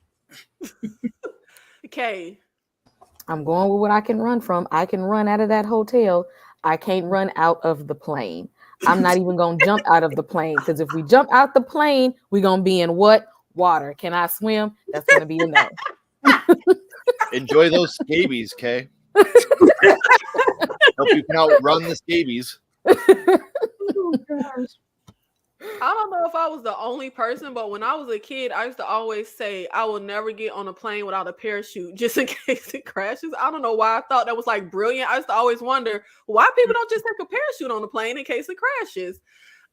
Kay, what would be the scarier horror location to find yourself in? The school or the Camp Crystal Lake woods? Maybe not Camp Crystal Lake, but the woods or school. So yeah, I don't do aliens. Y'all already know. Jason is not gonna bother me because see, I'm not messing around with them crazy teenagers. Okay, I'm gonna be in my room. I'm not going out to the lake. I'm not trying to get the hookup with nobody. I'm gonna sit in my room. Jason gonna leave me alone. Where Down at that school with them alien look what do you call them? The leech things, parasites. I'm not doing alien parasites. Oh no. Ken. Oh, the camp. I'll just take a bunch of cocaine to school with me and kill him. But yeah, again, I don't like camps. Like, where am I going to wash myself in that lake? No, that's fucking gross. Like I said, school, we've seen it. Cocaine, monster's dead. So I get to go do cocaine and hang out at school. Yeah, put me in, coach. I want to play. Or you go bathe yourself in that water. No, fish have sex in there. I don't want that on my skin. So I don't know how good the pullout game is on them fish, but either way, don't want it on my skin. I will stay in the school with my cocaine and aliens. Oh, not the pullout We're game. trying to worry about staying alive, and Ken worried about his hygiene. Yeah. Tyra. I'm definitely staying in. Like, as long as you're not having any premarital sex around Jason, you're safe. Exactly. You're That's what I'm safe. saying. He's not gonna You're bother safe. me. I Yeah, abide by the horror rules. They're not black. This is more, of a whites only camp. If you want to be real about it, I would be fine. So he's gonna be pissed that you're there. Like, He ain't gonna know I'm there. I'm not dipping my toe in his lake. He ain't gonna did know you I'm see there. the Now, sign? the faculty, this invasion of the body snatchers type situation adjacent. you know, you don't know it's them until it's too late. You could be somebody, and I wouldn't even know. So I would take my chances at Camp Crystal Lake. I need y'all to give me a spoiler because y'all know the Friday the 13th is my least favorite franchise. One of the movies I could not finish. That was one of the movies where it was this little black kid. Did he live or did he die? Reggie the Reckless. Yes, he did. Yes, he did. He lived? Reggie lived. Mhm. Ooh, that warms my heart. I couldn't make it through the movie, but I was just like, please, Lord. Because, you know, they finally added some black folk. I think it was the third one where it was like the little biker gang. And they all died. I was like, oh, please don't kill this little kid. Please. Thank you. Kay, what would be the scarier horror location to find yourself in? A small town or a grocery store? We have the small town of Derry, and we have the grocery store from The Mist. See, no, because Pennywise live in Derry. Okay, that's where he resides. I would absolutely take my chances in the grocery store. The Mist is gonna get, it's gonna do what it got to do and then go on by. Pennywise, he stay there. That's his territory. That's his grounds. You step foot over there in Derry, you asking to get got. It's just a small town. It don't have to be Derry. Tyra. The Mist, child, no. It was a slim chance. Until them troops showed up, it was a slim chance of survival over there with the Mist. And you had that old radical biblical lady running around there, filling people with Jesus quotes and riling up folks. It was too much going on there. So much so that we took our chances outside, went out and popped our son and all the rest of the people in the car. And oh God, it was a terrible ending. If he would have waited 2 seconds. Just wait until you see the sequel, The Moist, because he's all single now, and he's got no kids. His wife is dead. Now he's going to go to a new town. Oh Lord, yeah. Derry is, first of all, as long as you're an adult, you're safe in Derry. Long as you're an adult for how many years before he comes out again? 27 years or something like that. Like, I'm trying to live the full life. I'm okay. I'll take my chances in Derry. We're good. Paul Draw said both of them no. Just no to both locations. Kay. No, Ken. I mean Ken. Sorry. Both of them got a K. So I could have really been talking to Ken. I'll take Pennywise on every day. I'm just gonna bully him to death. Like, you know what? You see how he looks like a little, like when his little pancake head. I would walk up to him and be like, "What you got on your shirt?" Boop. Stupid ass clown. Now just bully him to death. The Mist, no way. Like those bugs that come in and bite you and then you swell all up, or those spiders that shoot the acid on you. Like, no way. No fucking way. I'm scared of little spiders in my house. Well, one of those things that has a face, like it has a face, and then it shoots you with web acid. No. Pennywise all day. I was disappointed. Shoes are stupid. When we got to the end of it, and it's just like, you're a clown. You're a clown. I'm like, that's all we had to do? You mean to tell me that's all we had to do? Oh, shoot. Let me see. What did I do? There we go. Okay. What is the scarier location? Tyra. Car, mall. We have Dawn of the Dead and we have Joyride.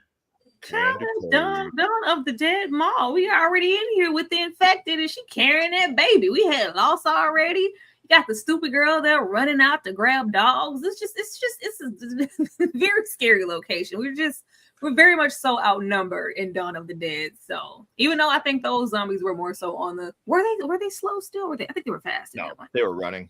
They were running. Yeah, they had some speed, and there's a bunch of them. It was a bleak situation. Great location, to be in the mall, but we can't uphold in here for too long with idiots running out to grab dogs and people bringing a infected pregnant wife in having zombie babies.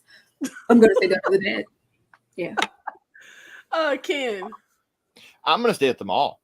And the reason why is I'm gonna get into a store that has food and water and just lock that shit up and hang out. Grab a nice cold pint and wait for all this to blow over. I'm gonna go Dead style. Because if I've already pissed off the guy Candy Cane, who also uncredited is the guy that's Buffalo Bill in Sounds of the Lambs. That's the guy that does the voice of Candy Cane. Once you piss him off, it's done. Like they try to apologize, they try to let it go, and he's just like, no, I don't give a shit. Like you hurt my feelings. Now I'm gonna kill you. And I had an unreasonable fear of Joyride. I don't know why. That movie really, really freaked me out the first time I had seen it. So I'm going to stay in the mall, but I'm not going to be with any of those people. I'm going to be like, go away, go do your thing, be heroes. I'm going to sit here and eat some Fritos and like drink some milk. You guys have fun doing your thing. Fritos and milk. As much as I love Joyride, that was the thing that really kind of ruined it for me. When we get to the end and we finally see, I'm like, that voice did not match the person y'all hired. Kay. Zombie infested mall, can't do it. I'll just let Paul Walker protect me. I'm gonna be straight. He could barely protect Lily Sabowski, girl. I'll say, are you really? I'm going to let that joke go. I'm going to let that one go. I would not trust him to drive me anywhere.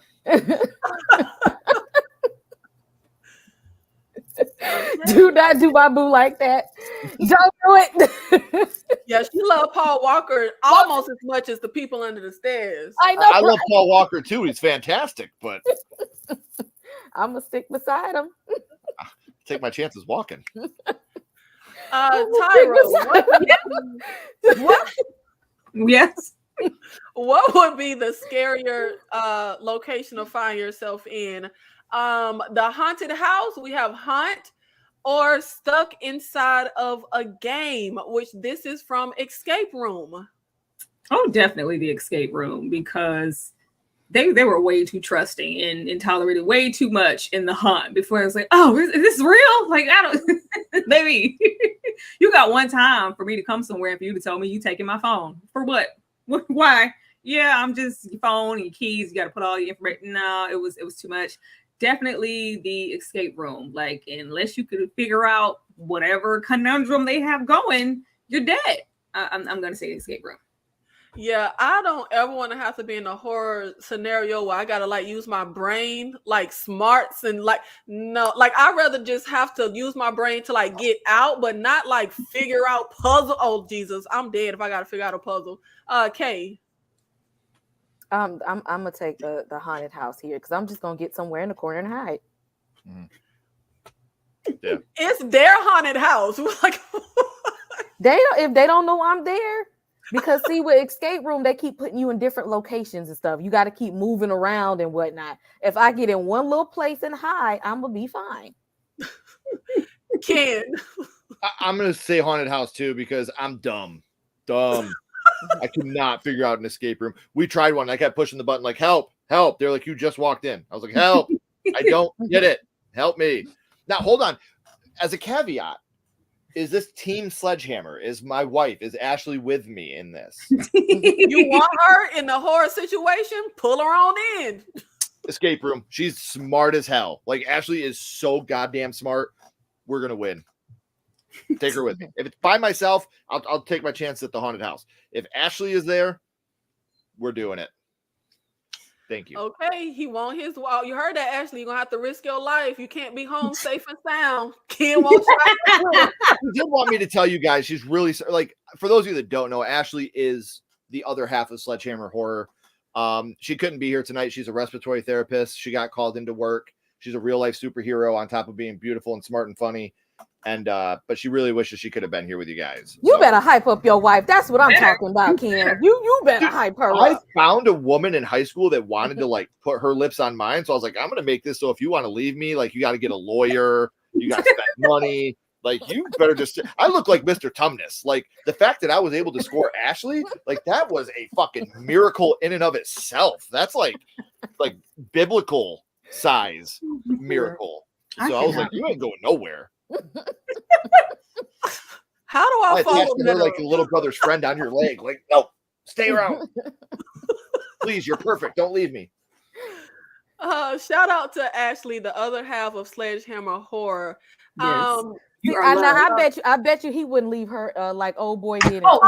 Later. I bet you he would wait for Ashley. Okay. What? No, On, Ashley would have situation? the good sense. Ashley, because she and 28 is weeks upset. later, the husband, leaves the wife in the house. Kay always feels like the husband was supposed to stay when she goes after that young boy. He's supposed to stay and try to go rescue her after she diverted from the plan and go save a kid she didn't even know. Supposed to leave her. No, I'm just saying, Ken, like, without we know Ashley, would have had the good sense to go. yeah. Without Ashley, I don't exist. So if she's diverting from the plan, I'm diverting from the plan. That's I will what. follow her into the See, dark. I knew it. Like, Nobody was with me on this, Ken. Nobody was Not with a good one, Ashley, because I'm leaving. Ashley walks around with two shadows when I'm around because, like, I will, like I said, I'll follow her wherever she goes. I go because without her, I'm nothing. Finally, somebody gets it. Oh. Yeah, we we can move did. Is this a marriage, Kay? Maybe it's the marriage bond because I'm leaving. Okay. We did. Me, Kay, and Tyra did a video. We did a live one. Is Dom a villain? For 28 weeks later, me and Tyra said no because your wife should have had the good sense to bring her tail when you told her to. We ain't finna die together, but you know. Kay told her husband, if I die for being stupid, you got to die with me. So don't you leave me. This is my thing. And again, I have two daughters. I was raised by a single mother. I've been with my wife for 20 years. I respect and love women very, very much. If you find me a wife that listens to her husband, I'll give you $1 billion.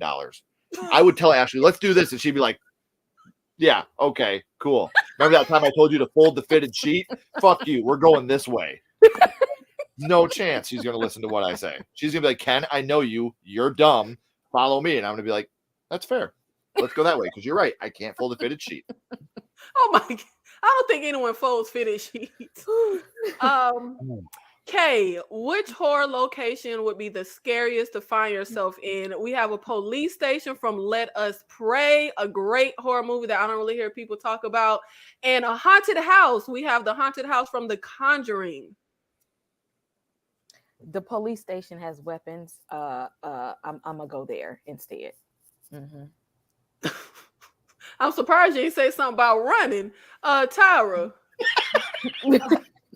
Well, see, we can stay put. Now we got the weapons to fight. Now I can stay right there. Thank you, laundry. Thank you. Hold on, keep that up there. Rolling up the sheet and stuff it in the closet. Not Yeah, love right now.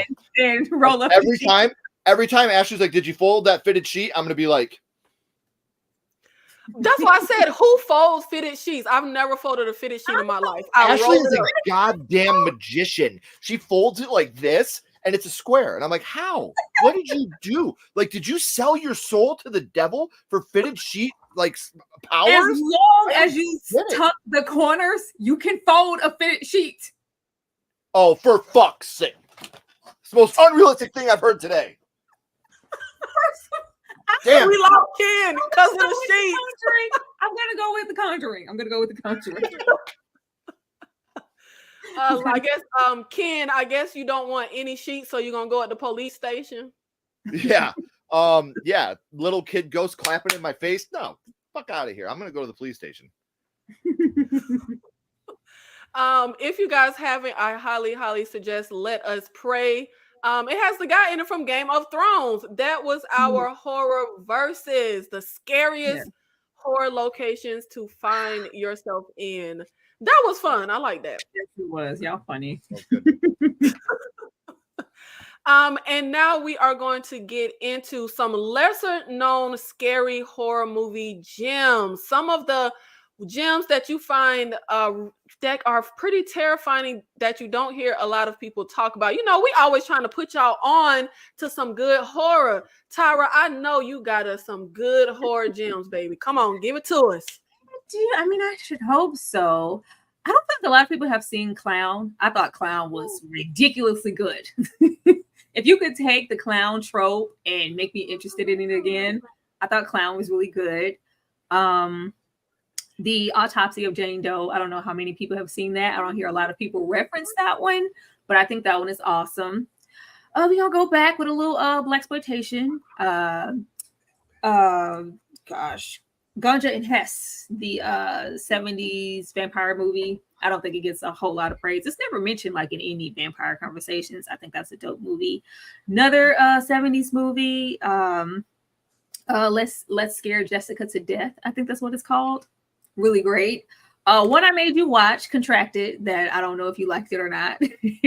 But I think Contracted part 1 and 2 is like really underrated. I enjoyed myself with Contracted. Society from the 80s. I told you to put it on your list. Make sure you watch Society. I love that one. Body horror. Yes, love it. Session 9. Session 9 is really, really underrated to me. I don't hear it mentioned enough. The Platform on Netflix. I cannot wait for the second installment of that. I really, really enjoy Platform.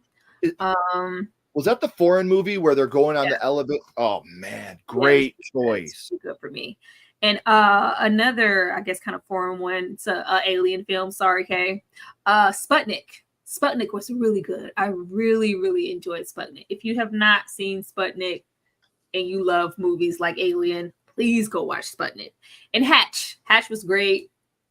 I guess I'm in my foreign stuff today. Hatch was really good. Go and check out Hatch. I enjoyed myself with that one as well. I'm telling you, foreign horror is where it's at. Ken, what are some of your lesser known horror gems? The only movie I've ever given a 5-skull review to that Ashley and I have ever covered is Summer of '84. And I don't feel like that movie gets enough love. I think it is one, like I said, it's the only movie I've ever given a perfect ranking to as a horror movie review. Sometimes they come back. The Stephen King made for TV film. It's my favorite Stephen King adaptation, and not enough people talk about it. It is streaming now on YouTube for free, so you can check it out there. There's this movie on Tubi and Amazon Prime called The Bride of the Killer Pinata. I think that movie is just like super underrated and so fantastic. There's some great acting, really handsome actor in the movie, built really well, very kind eyes. Name might be Ken. Yeah, the type of guy you just want to hold you like a roll and he's butter, that type of thing. And then Frailty is a movie that I don't think gets enough attention. Yeah. And another one that I get this a lot because people don't consider it a horror movie. The Hand That Rocks the Cradle, actually, I think is a super underrated horror gem. And in line with that, Flowers in the Attic, the original Flowers in the Attic film, I think is another one that not a lot of people really gravitate to as a horror film. So those are some. Oh, Train to Busan. You like when I tell you I sobbed in that movie. One thing for me as a father that like seriously like hit me in the chest so hard is when he's out on the train and he's having the flashback of his daughter being born. The way that I interpreted that was your life flashes before your eyes before you die, and that's where his life began. Was the day that his daughter was born. So when his life is flashing before his eyes, that's the first part of his life too, because that's when life really started for him. And like, I felt that. I understood that. Nothing before that means a fucking thing to me. And so like Train to Busan, that was one that like that imagery to me was so beautiful and so touching. I think that's, what? One more, because not enough people talk about it. The Slumber Party Massacre remake from 2019. I told you. So good. So good. Slumber Party Massacre. Like one of the only remakes where I'm like, holy shit, they did this completely right. Everything about this. And I'm talking about hard remakes. And they did so good. Sci-fi, though, they usually nail their horror stuff. The Slumber Party Massacre remake was good. I really think that their Leprechaun film, Leprechaun Returns, is the best one in that franchise. The last Leprechaun movie they did. So let's put that on there too. Leprechaun Returns. One of the Leprechaun movies I can actually stand. Paul draws Sweetheart because Black film lead. Yes, when we talked about our Black final girls, which are few and far between in horror, we definitely talked about Sweetheart. I highly recommend it. Thank you, Paul Draws, for shouting that one out. And serendipitously, I just watched the Hand That Rocks the Cradle before we went live. Kay. Really? Oh, yeah, God. I was watching it on Tubi. Classic. When she plants the underwear in his toolbox, like as a kid, because my mom loved that movie. As a kid, I didn't get it. Like I did, obviously I didn't understand the sexualization of, but I knew it was bad, and I was like, hey, he's a Ghostbuster, God damn it. You trust what Ernie Hudson says, okay? Like you do not talk when Ernie Hudson says he didn't do it, he didn't do it, okay? And yeah, that movie was just it's so good, Laundry Day. Like it is. As a kid, so that's the one that made me never like if anybody even mentions they have asthma, I'm like, is your pump? Where is it? Because I need to know where your asthma pump is, just in case something happens. Yes. I have to check at all times. See, and I'm glad because we just did a horror not stream, and Hand That Rocks the Cradle was one of the movies we put on there. Do you consider it horror or not? And it was really low ranking, and I was like, wow, like I thought that a lot more people would consider this a horror movie. Like we had What Lies Beneath on there, you know, these movies that are kind of that borderline, is it a drama, thriller, horror? And like I'm really glad to see that you're all agreeing about The Hand That Rocks the Cradle being a horror movie, because I think that movie is completely horrific, you know, from start to finish. It starts with an SA scene, you know, so like you start and you just all the way through is just anxiety and stress, and it's such just like a scary movie. So those would be my lesser known scary movie gems. Yeah, I've said it quite a few times on this channel. I don't really get into the genre semantics. People love to say that's not horror. There are a lot of multi-genre films that pull from a lot of different genres, especially horror. So yeah, I would definitely put it under I've always horror. said I think horror is the hardest genre to be like, yes, it is, or no, it isn't.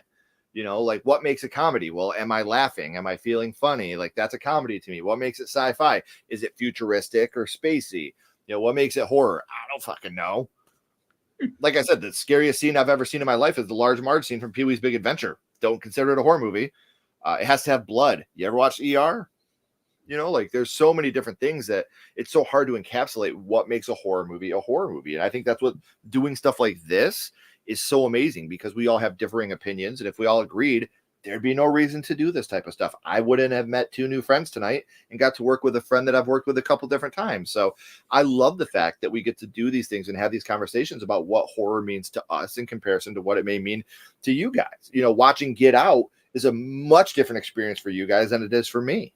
And that's just a fact. I love the movie. Fantastic horror movie. Jordan Peele is a god among men, starting at Mad TV up until now. I love the guy. Keegan Michael Key's from Detroit, represent. So like, but the different experiences we feel from watching horror is just a fact. And I love that we can communicate like this with this type of platform now and be able to share these opinions with each other. It makes it so amazing. I agree, Ken. That was my thinking behind even creating Killer Con. So yeah, I love everything you just said. And we talked about recently how that opening scene in Get Out, every Black person know how that feels. Baby, if you don't get me the address, if you don't get me there, because I am on an unknown street. Okay. Lesser known horror gems.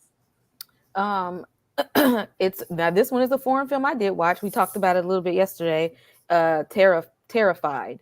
That movie is very creepy, and that kitchen scene that is something strange. But Terrified.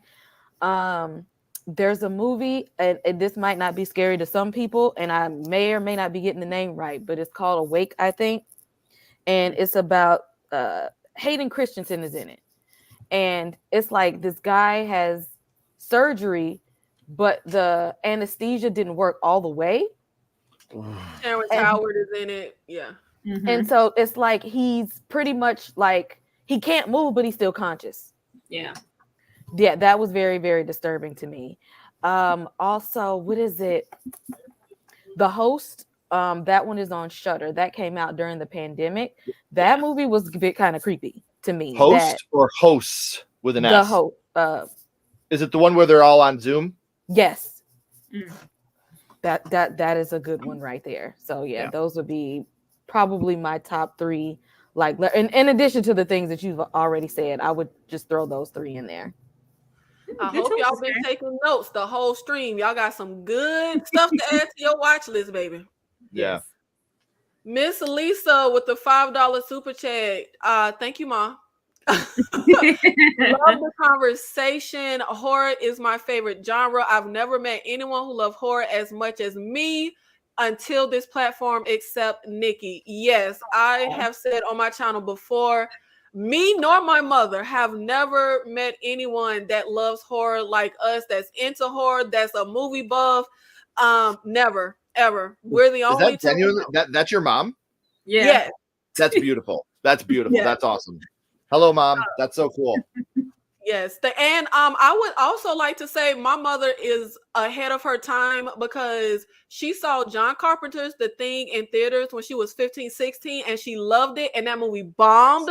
And then Wow. 30 years later, everyone jumped on the train that my mother was already on. Okay. Oh, Miss, you know, Miss Lisa was like, get out. Get out. If you want to go, you got to go Diagon Alley. You're not coming on the train.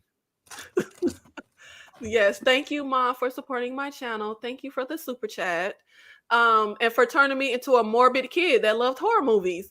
And speaking of me being a morbid kid that loved horror movies, one conversation that I always find really fascinating is the desensitization to violence conversation. Has being a lifelong horror fan caused you to be desensitized? You know, they tend to link horror and media violence to real life violence. And I've never really personally felt like I agree with the sentiment. I have been watching horror movies since I was a little kid. I've talked on this channel about how I saw the original Evil Dead when I was 3 years old. Like, sat, paid attention, watched the movie. I love gore, and I am very extremely sensitive to real life violence. If anything happens to somebody, they could be a stranger, it affects my whole spirit and mood. I was never that kid running to see a fight in school. If it's movie violence, I'm signing up all day. Tyra, do you think that being a lifelong horror fan has caused you to be desensitized? No. No, I think you can separate the two, because if you start getting into movies, then you got to add on video games and you have to add on music. You know, there's a ton of things that can make you desensitized to reality, but I can very much so separate the two. I can watch some of the most ridiculous stuff in a horror movie, but if this, you know, something happening on Channel 6 News or something, it's going to affect me differently to know that this is a real person. I think the whole thing is really, really silly. Yeah, I'm like, I feel like it's kind of like, I think humans are violent. I don't think media violence has anything to do with the violence in real life, but they tend to, and I hear it a lot, especially as someone who likes the Terrifier movies. Even horror fans will say something's wrong with you if you like the Terrifier movies. And people in general tend to say negative things like that about horror fans. Kay.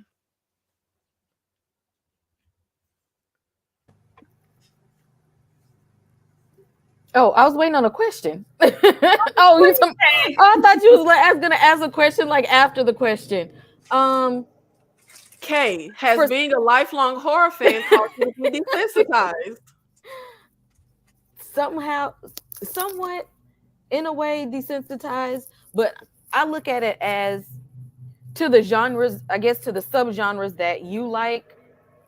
Yes, but then there's always a horror fan that are the subgenres that we're not going to venture into.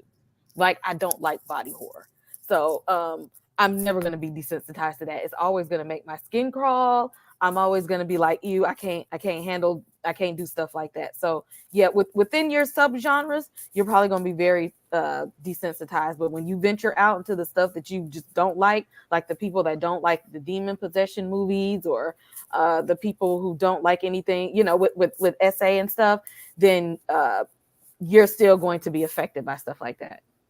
And what about outside of the movies? Do you think watching horror as a lifelong fan has caused you to be desensitized to violence in real life?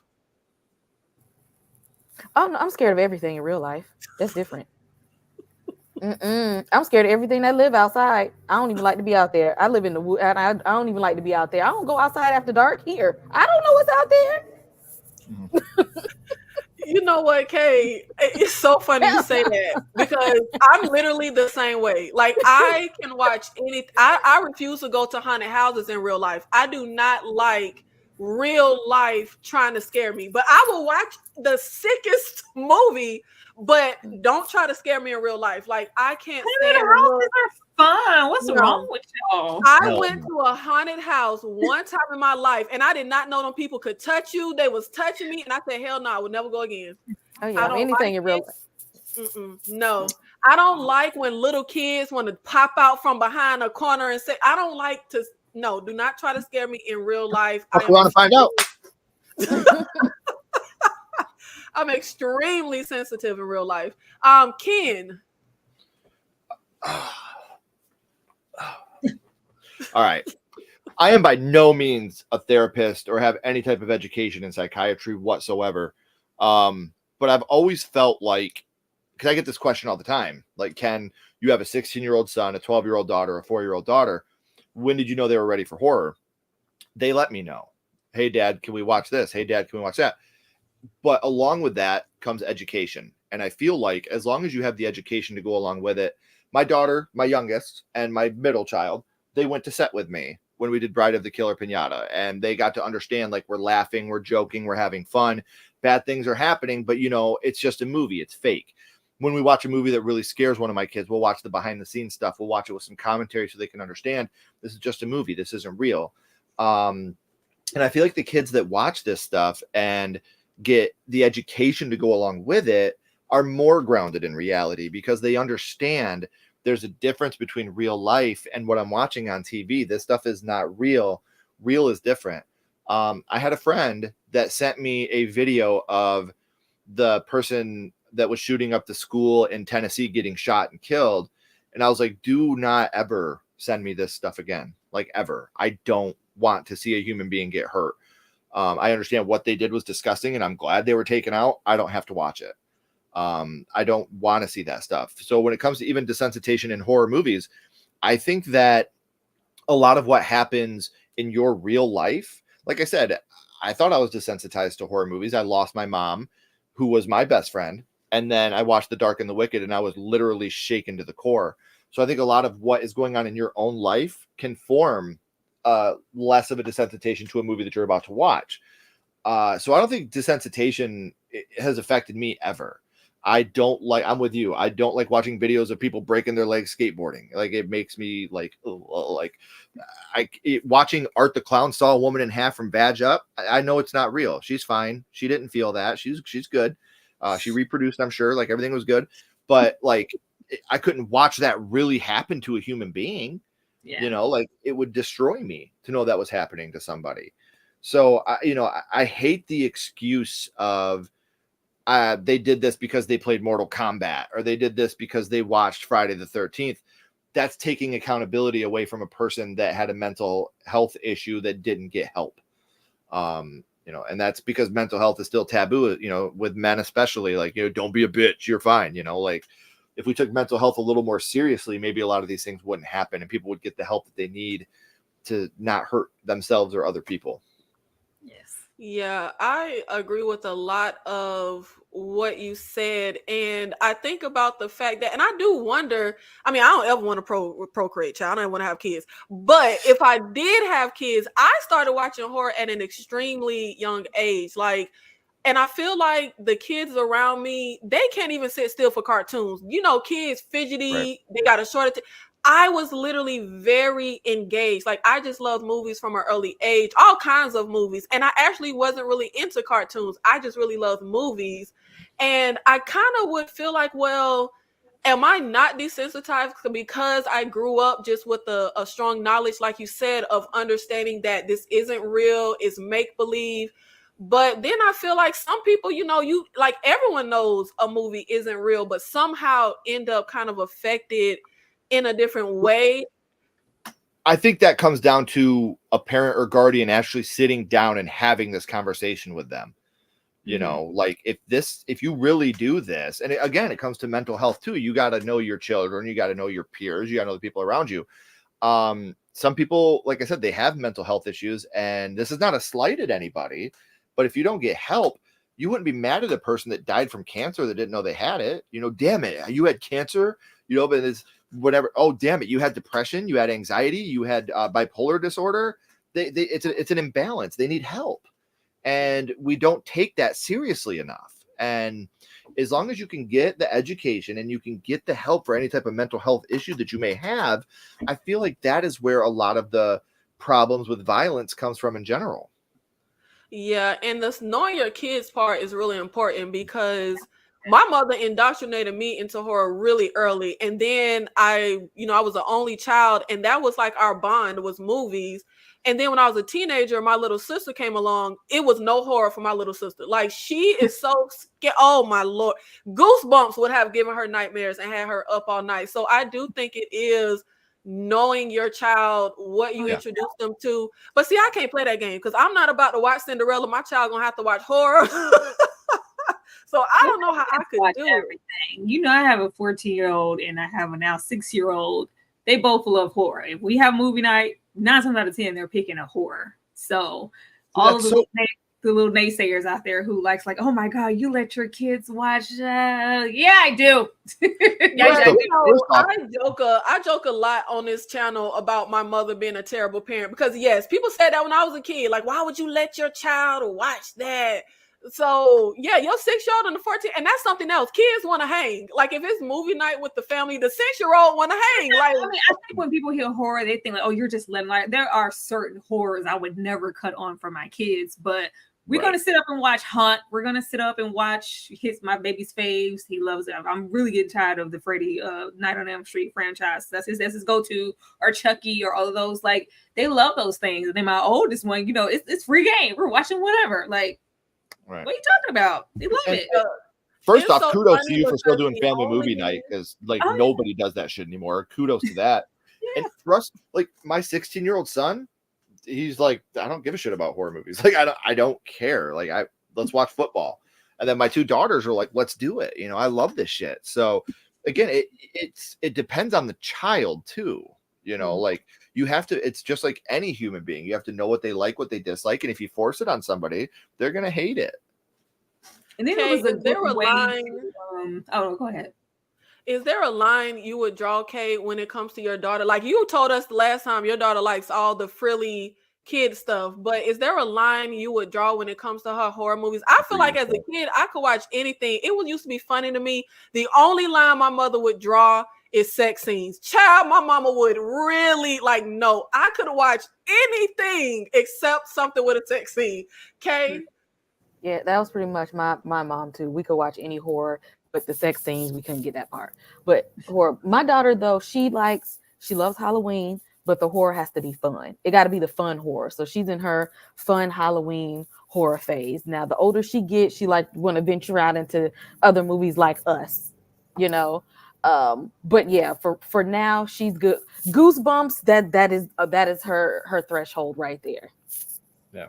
Now, when you say like Us, do you mean like Us as a panel or Us, the Jordan Peele film? Yes, she will watch that one. I just didn't know what you meant. Like, yeah, I wasn't trying to be a dick. I promise. Like, I didn't know for sure what you meant in that situation. Shout out to the Equalizer, King Nikki. Your mom did a good job with you. We ain't finna give her too much credit, okay? We her. Miss Lisa. Great job, Miss Lisa. We ain't gonna prop her up too much now, child, because I ain't got all the sense I could have. She didn't breastfeed me, okay? So I'm lacking. Oh, the word.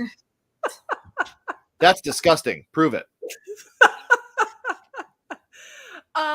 But Kay, do you feel like there is a line that should be drawn between horror exploring violence versus celebrating violence, or do you think it's just all fair game? I guess what was that? There's that. What is that Netflix movie that just came out? It's a lot of them, Kay. It was the white ladies that was like terrorizing those 2 Asian ladies. What? Yes. White people terrorize people in every movie. That's all the movie was. Yeah, like, fucking white people. I cannot think of it. If y'all in the comment section know what the movie is called, but I think it came out like this year or last year. But that was pretty much like the premise of the movie. Like they got mad at one of the people that worked in the convenience store and decided to go to their house and like terrorize them. And they killed. Is it Soft and Quiet? That's the one. Okay, yeah. that is extremely racist movie. Yeah, I know you're talking about. right, but it was kind of like marketed as like a suspense type thriller. Like, no, that movie is just like extremely like that's like torture, racist torture porn right there. Especially with what a lot of our Asian American people were just going through with COVID, Correct. like, and then to spotlight that, like, it sucks, And what sucks is, like, we were just talking earlier about Tales from the Hood, a movie that came out in 1994, 1995, and the social messages in that movie are just as relevant now, 30 years later. Is fucking pathetic that we still have to worry about, and again, as a cis white guy, I've had it really rough in my life. But, I've never been worried when I've been pulled over about what's going to happen to me, and my brother, Calvin, who's a black guy, he has been, and like, I have to live this with this guy that's my brother, like, I would die for him. I would take a bullet in he was the one person that went with us to our Bride of the Killer Pinata world premiere in Chicago. He went with, that's my brother. And, we've had these conversations about why it's so different. And it's terrible that we still have to live that way. And they're making movies like this. And the problem is, people like us, they have empathy, watch this movie, and it hurts. But then you have these other people that look at that as almost a blueprint on how they should act. And it's terrible. I agree with you, Kay. Like, that's heartbreaking. Well, were you done with your point, Kay? Yeah, I was just trying to get the name of the movie, but you got it. But yeah, that was just that they didn't even have to. There was literally no point, and there was no moral of the story or anything.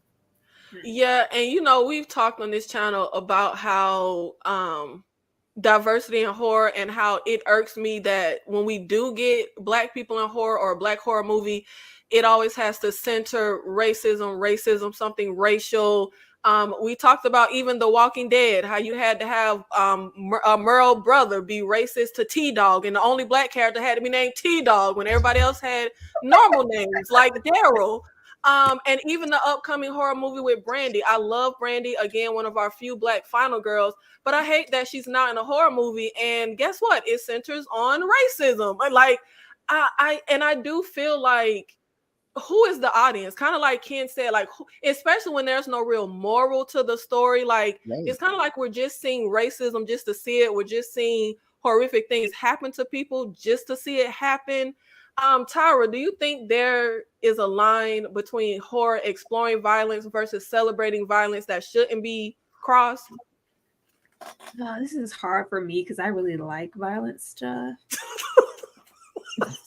I enjoy like the brutality of it all. Like, I like something. I'm falling so deep in love with both of you. You guys are so okay. Like, I've loved Nikki. I've loved her for a long time, but meeting you two are fantastic. I just love listening to this. This is amazing. I think because the threshold for me is so high, it takes something really despicable for me to like flinch and go, oh, I love something where I have to look away. I like that. Now that like let me think, like movies like Titan, situation with the car and the woman and all of that was happening. Modders, or a lot of people like despise Terrifier 2 with all of these, so some of you just Terrifiers in general with like, do you have to, there is a certain point in movies where it's like, okay, we didn't maybe have to, kill the homeless woman and chop her breast off, worm and wear her hair and creep down the hallway naked, but I like that. Mm-hmm. I was like cheering, like, oh my god, this is so Marilyn Manson. I'm loving this whole scene. Terrifier. This is great.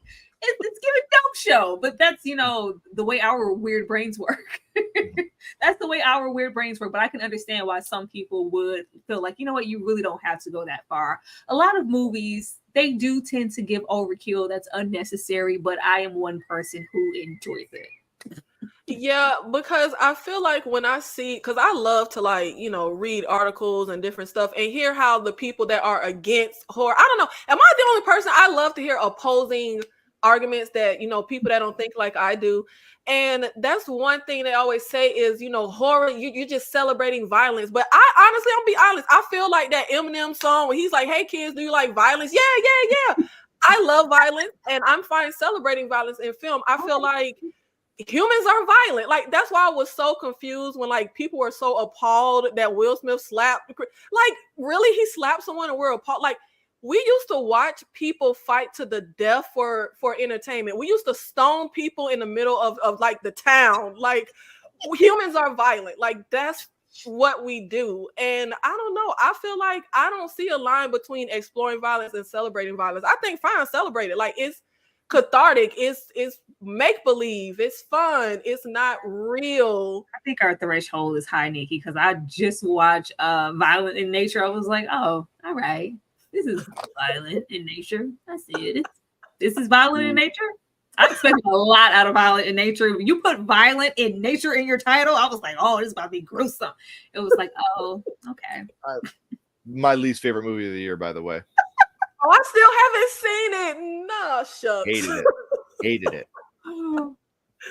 Oh my gosh. Miriam, the beginning of It Chapter 2, when the bullies beat and kill the gay guys, I cried the first time. Y'all know I hate a damn bully trope. And that It movie really pissed me off. And again, like, I feel like, what's the point? Because we see the bullies do this. We see this happen to the kids who are bullied, the gay guys who are bullied. And the evil, it never goes after the bad people, the bullies. It only goes after the good people. Ken. On that, I think because Stephen King, all that was also in the novel. And I think what they were trying to portray there is, Pennywise is a monster, but these people are evil. Like, this is real evil. I have a friend of mine. I'm not going to mention his name. He's a fellow YouTuber. If he wants to talk about it on his channel, he can talk about it. He's LGBTQ+. He's gay. And he went to see It Chapter 2 in the theater, and people were cheering at that moment. And it devastated him. He was like, I'm in here with people. Yes, people were laughing and cheering at that moment when they killed the gay guys on the bridge. And my friend, who, again, I'm not going to say his name out of respect. I don't know if he wants me to tell the story publicly. He was defeated. Like, how are we still in, 1927? And how are you laughing and cheering at this? And I think that when you were talking about, we know this is fake, we know this is fiction. The only time, to me, that horror goes too far in that type of thing, and I'm going to be really specific here, Tales from the Hood 2. When they told the Emmett Till story, I was disgusted with that part of the anthology. What Emmett Till had to endure as a human being for the civil rights movement was horrific. And for you to fictionalize that in a movie, I don't like that. Same thing, if you ever do anything where it was a real life situation and you use that real person's name as part of your fiction, I don't care what the instance is. It could be the Abraham Lincoln shooting. I don't care what the situation is. If you use that type of fact in your fictionalized movie for entertainment purposes and don't, add anything good to that story, I think it sucks. I hate that. That's the only time I think that it's a celebration of violence. It's unnecessary, is when you're celebrating something that really happened to a human being. Like, we had a kid in our neighborhood 2 or 3 Halloweens ago, and they dressed their kid up like Jeffrey Dahmer from that series. And I was like, whoa, that's a real human being murderer. Like, that to me that's off limits to me. Like, that guy, could you imagine, like, if that happened in, like Chicago, and they went and knocked on the door of one of the victims' relatives, hi, I'm Jeffrey Dahmer, the guy that killed your niece. Can I have Snickers? Like, I'd be disgusted at that. So that to me is when I think that the horror element of it and the celebrating is, if it's celebrating something that really happened in real life, then I think it's not okay. When you're celebrating fiction, it's fake. It isn't real, guys. Like, again, it goes back to that education. When you're celebrating a fact, no, it's not okay. Yeah, I can get behind that. And going back to the It Chapter 2, Tyra, now when it comes to just, the violence and things happening, do you feel like you're affected differently if there's an emotional tie? I feel like I like a brainless, you just want to see everybody die horror, but I feel like the horror I prefer are the movies that you feel for the character and you actually have an emotional response when someone dies. I feel like I love for there to be like a heart to the film. I love for there to be an emotional devastation. Do you feel like it's still just, fun and fodder when there's like a emotional tie in there, or do you feel like there's a difference between the celebrating violence if it's just violence for violence sake, as opposed to there being a actual heart to the story? Oh yeah, that's completely different. Now, you know, I love me some violence. That triggered me. I remember because I love the first It chapter. I love the first one. So when the second one, I was like, what the hell is this? I was in the theater. I yelled, what the hell is this? Like, when it's something that feels like it's targeting a certain sector of people, or it was put in there to trigger a response, or it feels intentional. When stuff feels intentional and personal, then it has a whole different meaning, whether it's, you know, Pandering. especially, you know, towards a particular minority or sexual, like then it's, you're doing this purposely here. Then I'm questioning the people behind the film and everything else. And why did you guys think that this was okay? And exactly who is this for? Like, who the hell was that scene for? There was a way to show that these are the monsters without targeting that couple in that way in the beginning of that movie. You know, so many countless movies that we've seen. It's a difference, you know, between me being disturbed, like, oh my God, and then I'm just disgusted. I'm not trying to be disgusted, not that kind. Like, that's totally different, completely separate. Okay, when they're talking about a line in horror between exploring violence and celebrating violence, do you feel like there's a different connection if there is an emotional tie? Do you feel like we as the audience need a more level ground sometimes when we're coming to horror to actually be emotionally affected by the film? Or do you think it's just all just a celebration of violence and just fun? That depends on the person. Everybody ain't wrapped too tight. In theory, we would like people to be culturally sensitive to certain things, like the movie Soft and Quiet. Even though it wasn't that good, but movies like Antebellum, you would expect people to have some kind of cultural competency, but that's not always the case, because again, not everybody was raised right. So Right. We have a question from Laundry Day. I'll take this to you first, Kay. Do you think that movies that explore racism and historically accurate things that have been done to Black people should be presented as horror, or do you think it's just trauma porn? depends on the genre they selling it in. 12 Years a Slave is definitely a horror movie for me. So one watch, I'm good on that. But it depends on people's threshold. Some people have had enough, and they're like, to me, it's if this is what people are cheering for, is the trauma, you know, people being traumatized, then that's just what it is. Now, people who've already I've had a lifelong education of history. I already know. You don't have to beat me over the head with. I know the stuff that they're not putting in the movies. So you don't have to put it that way. I know the stories that they're not telling. But again, some people don't even have the threshold to take it in that manner. Yeah, and I always get pushback when I say I'm sick of seeing racism in horror and I don't want to see SA in horror. And the pushback is always, well, it's horrific, so it should be in horror. And I agree, it is horrific. But my issue is it's not really diversity if you're only ever presenting the Black characters in one way, like as if the only conflict we could throw in for Black characters has to be centered on racism. We can't just have Black characters in a sci-fi scenario or a horror scenario that has nothing to do with racism.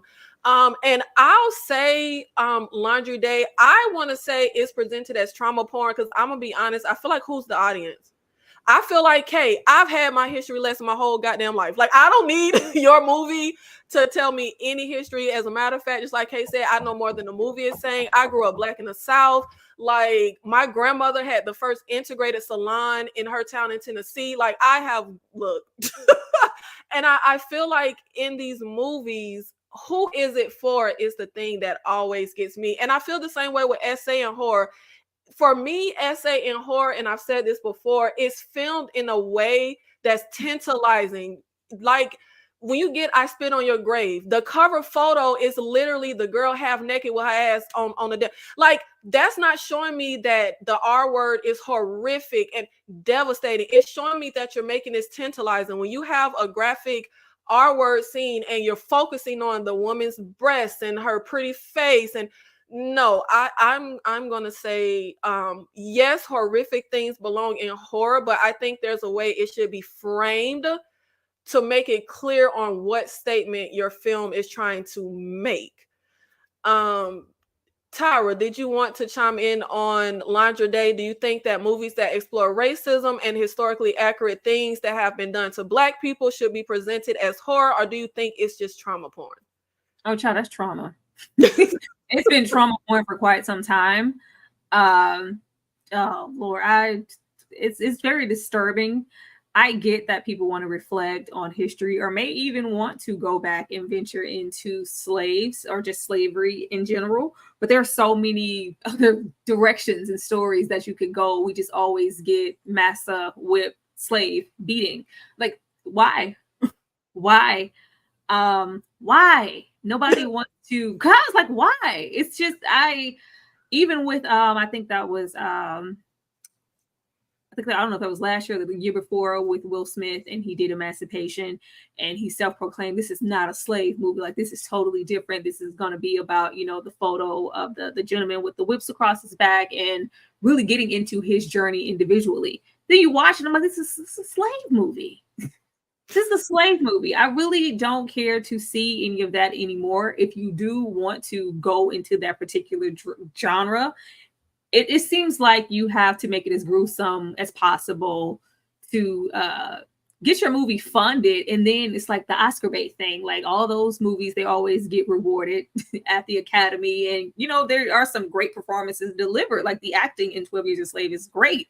But I don't want to see 12 Years a Slave or one of that every single year. I think they're finally getting the memo, because I ain't gonna speak too soon, but I ain't seeing nothing. I'm not looking either. But I just wish, if we do want to go that route and venture into that historically, talk about something else.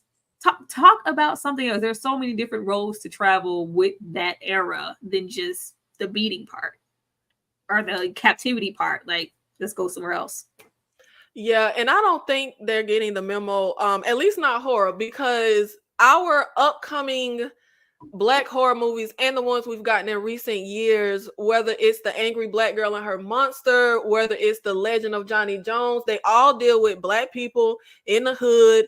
And I love the idea of The Angry Black Girl and Her Monster, where you have this brilliant Black girl who's this scientist, and she has her Frankenstein story. But why we gotta be in the hood?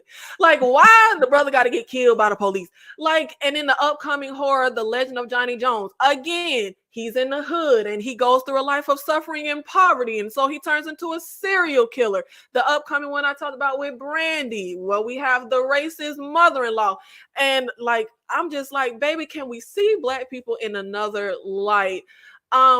Dice rolling, there is a difference between bringing awareness and exploitation. And I think that's the problem. It feels like exploiting a history of trauma just for, I don't know, the viewership. But one thing that I will say is, I remember having a conversation with someone who is white, and they were like, did you see that show Them? I loved it. I thought it was great. And my reply was, I didn't like it because I didn't like all the racism. Oh, well, I'm not saying that racism is good. It is perfectly fine to like what you like. Like, if you like Them, I'm not saying there's something wrong with liking these movies. I mean, I might think it's something wrong with some of the stuff, but overall, I think, as I always say, there is an audience for everything. But Ken, how do you feel when we get into the topics of exploring violence, celebrating violence, exploitation, trauma? As a white viewer, does these things affect you? Do you notice them? Do you feel like, hey, there are a lot of stereotypes in horror in general with Black people? Why is there so much slavery, racism in the movies? Or do you just say, hey, it's just a good movie?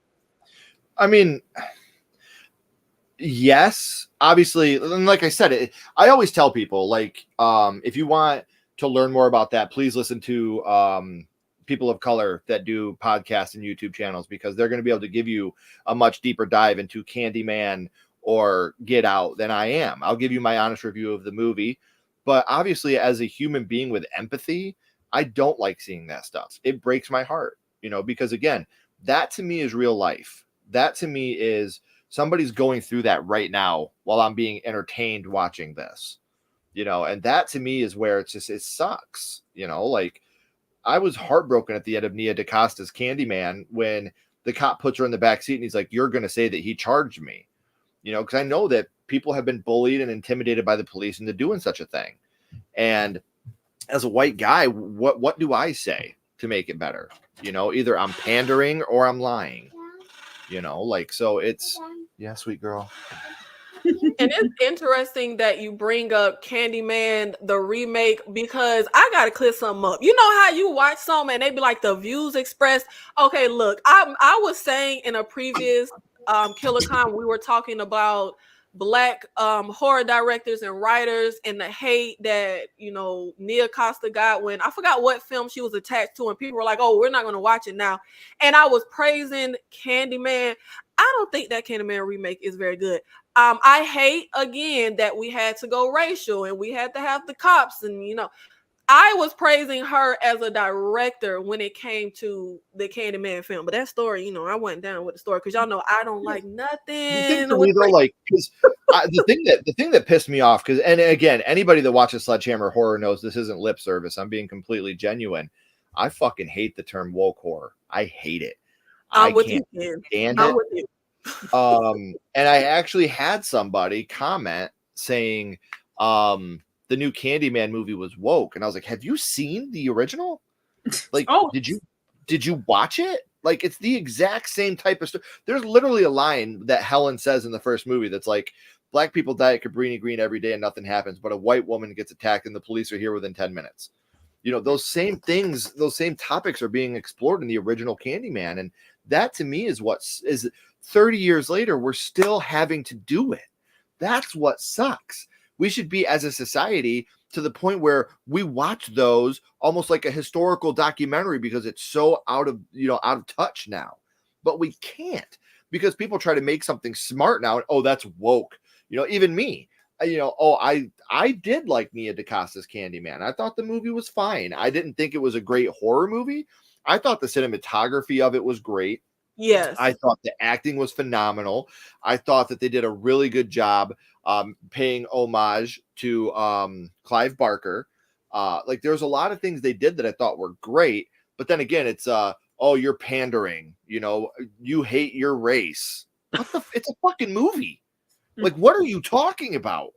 Look at it, as a white guy that tries to be honest, it's hard. Because if I say that I agree with this, then I'm pandering. If I say I disagree with it, then I'm racist. Like, it's like I'm really put, and I'm not, again, please don't take this as me saying poor me. That's not what I'm saying. I'm saying we put too much emphasis on, if you like a movie, you're racist. Like that to me, I did not like I Saw the TV Glow. I said that's probably the best made movie that I did not like. The movie's a wonderful movie, and I'm transphobic for it. I'm like, what? No, some of my best friends are trans. Dice is here in the chat. They are one of my best friends. Like, it's just, it's a fictional work of art, guys, and it's going to land with some people and it's not with others.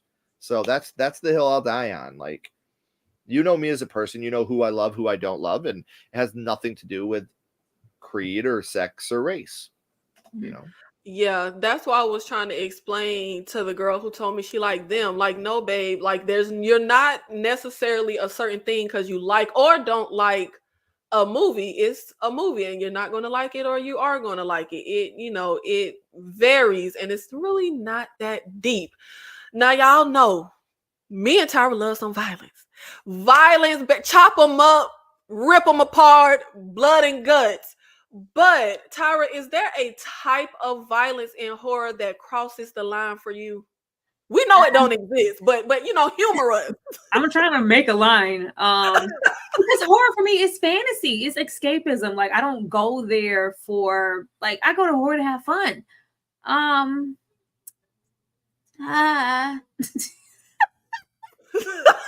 Tyra has no line, y'all. I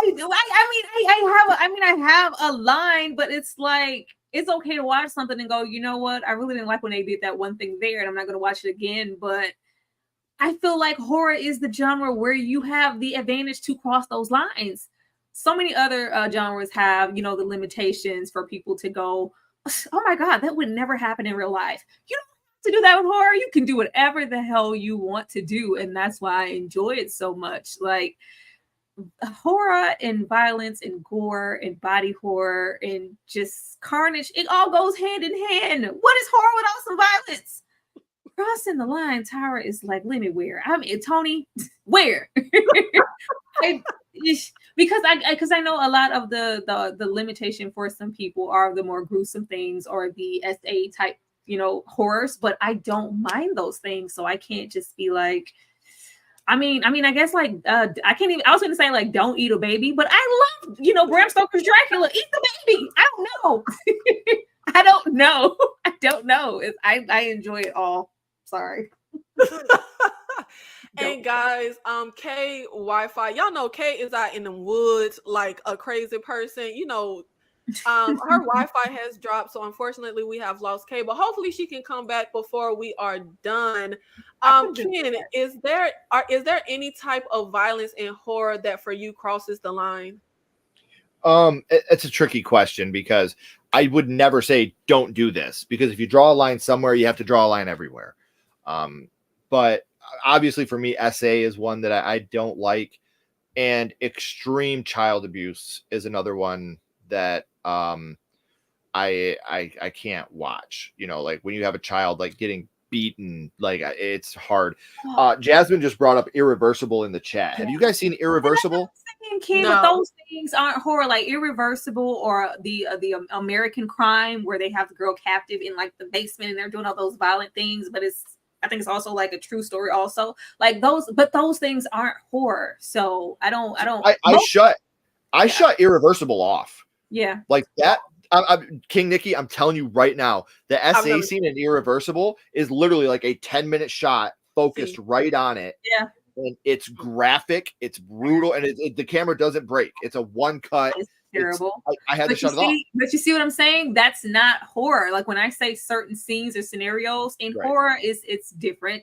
But when it's the other genres, I don't want to see it over there.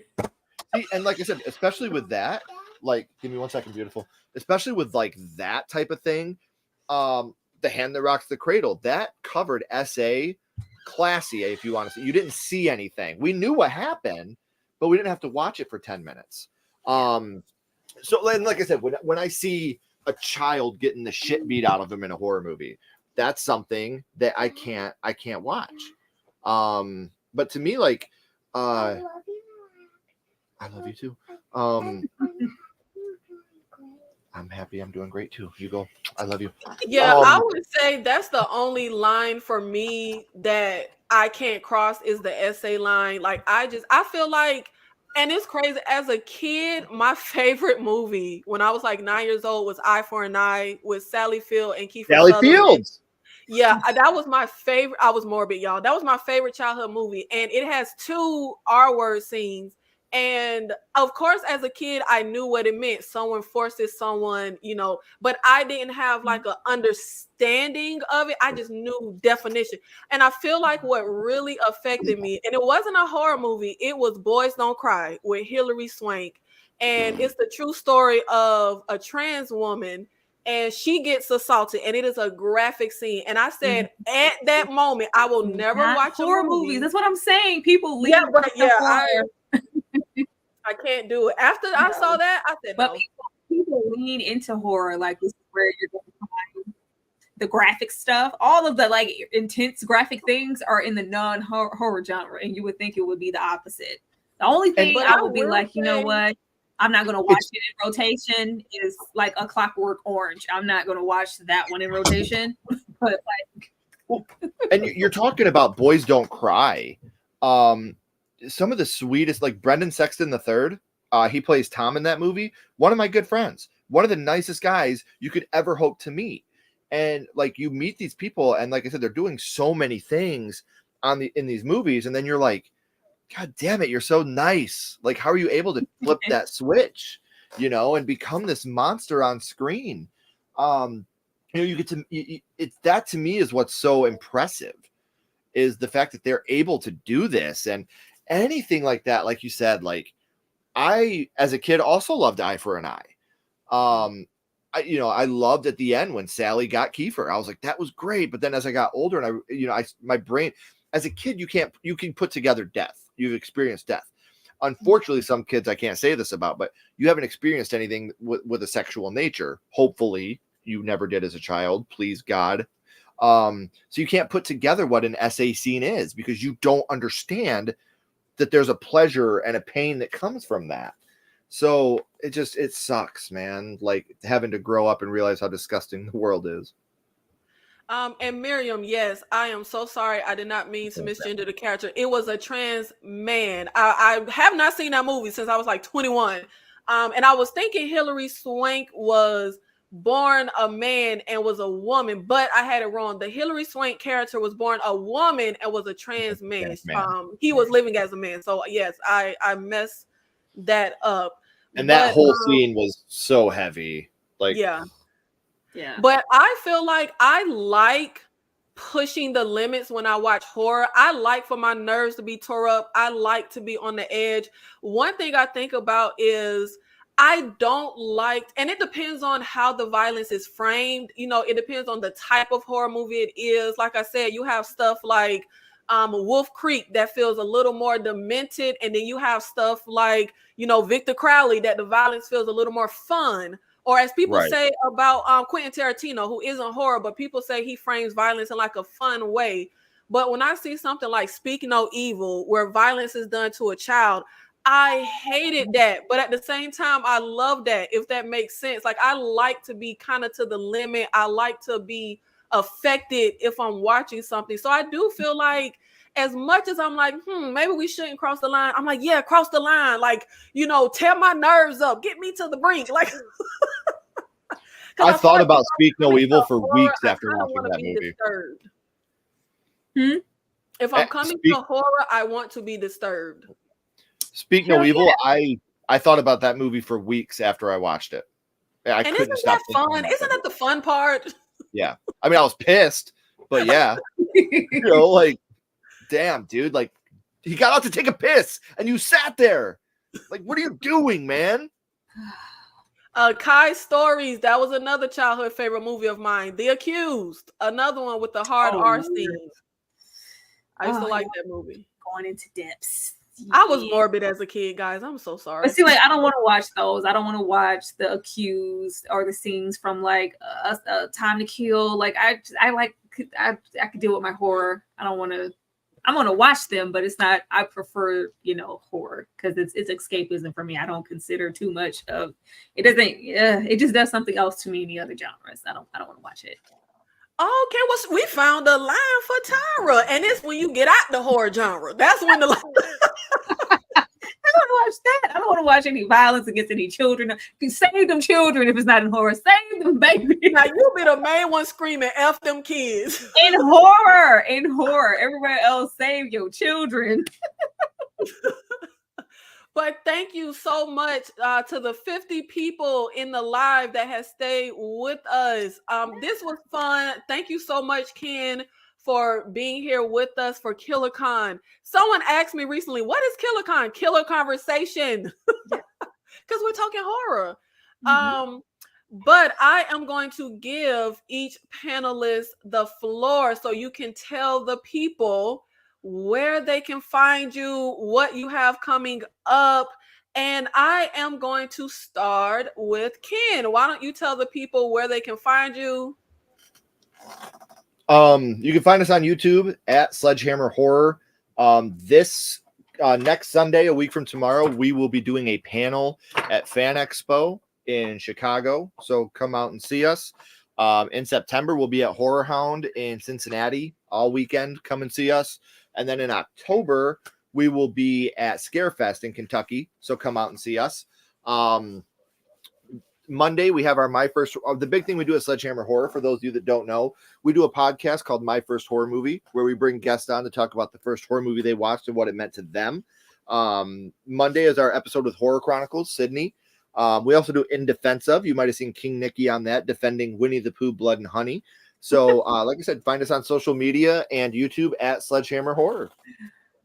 Oh boy. Thank you so much, Ken. And I will die on that hill. I like blood and honey. I Tyra, tell the people where they can find you at and what you have coming up. Leave it up to you to go somewhere and defend Winnie the Pooh's Blood and Honey. Hello, everybody. It's Tyra here from Struggle Reviews TV. Please get over there and support myself and my team at this point. We are dropping content dang near every day with these lives. Of course, Saturdays are for KillerCon and Sundays are for Lady in the Lake, which is currently on Apple TV on episode 5. Really great show. Go and check that out if you haven't, and support us and join in on the live tomorrow. Let's see, Monday, we will be doing some nostalgia and we'll be discussing Tyler Perry's Why Did I Get Married? Which is going to be hilarious if I have anything to say about it. And of course, on Tuesdays, we discuss vampires. We will be discussing season 1, episode 4 of Interview with the Vampires. So be sure to be alert and on point for all of those things. And also, last night, we did an After Dark Sexy Man of Hollywood live, which is always ridiculous. So go run that up and watch that as well. But you guys stay on deck, keep the notifications on. Please keep liking, sharing, and subscribing. I am halfway to 27K, I think. And I would really love to get to 30K before this year is out. So support me in that journey, please. Thank you. Tyra loves the tatas. Get her to 30K. Please. Anyone here from Sledgehammer Horror, please make sure you're subscribing to them. If you haven't subscribed to Sledgehammer Horror, please do. It really does help build all the channels and pushes us into this tricky little algorithm that we all try to capitalize on. Yes, and y'all know I'm a big girl now, and for the first time in my life, I'm on a schedule, y'all. Okay, I have new content every Tuesday. We have our watch along Thursdays. We did It 2017 watch along. We did the It Chapter 2 watch along for members only. We had such a good time. And of course, KillerCon on Saturdays, Lady in the Lake on Sundays. And please make sure, if you did not catch it live, catch my summer horror movies tier list ranking. Me and Kay went live yesterday talking about the ultimate summer horror movie list. If you need summer horror recommendations, whether it's just a nice summer night and you need something real disturbing, or you want a more fun summer watch, we got you. Please make sure you check that out. And thank you so much for supporting KillerCon. Please like, share, support everyone on their channels. We're really trying to make KillerCon a thing. Okay, y'all know I be having to beg people, can you come on my little show?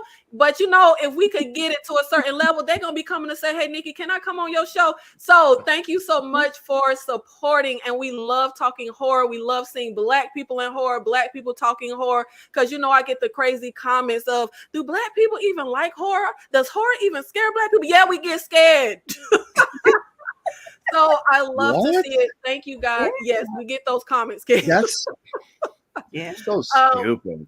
Yes, but thank you guys so much. I really appreciate it. And as also for my subscribers, please make sure you let me know the people and guests I have that you really like and you want to see come back. I had someone asking me about Mark. I don't know who y'all like and want me to bring back unless you tell me. So please comment, let me know how you feel. Y'all, how y'all like my new outro for KillerCon? Because y'all know I got hit with the copyright with my last outro, and that music was hitting. It was setting my mood, but I had to come with a little intro. Okay, so let me know how you think about the intro, and we will see you next Saturday for more horror. Ken, Tyra, if you can stay backstage. Everyone else, we will see you the next time. If it's violence, me and Tyra gonna be there. If it's nudity, Tyra gonna be there. We'll see you in the next one. Thank you.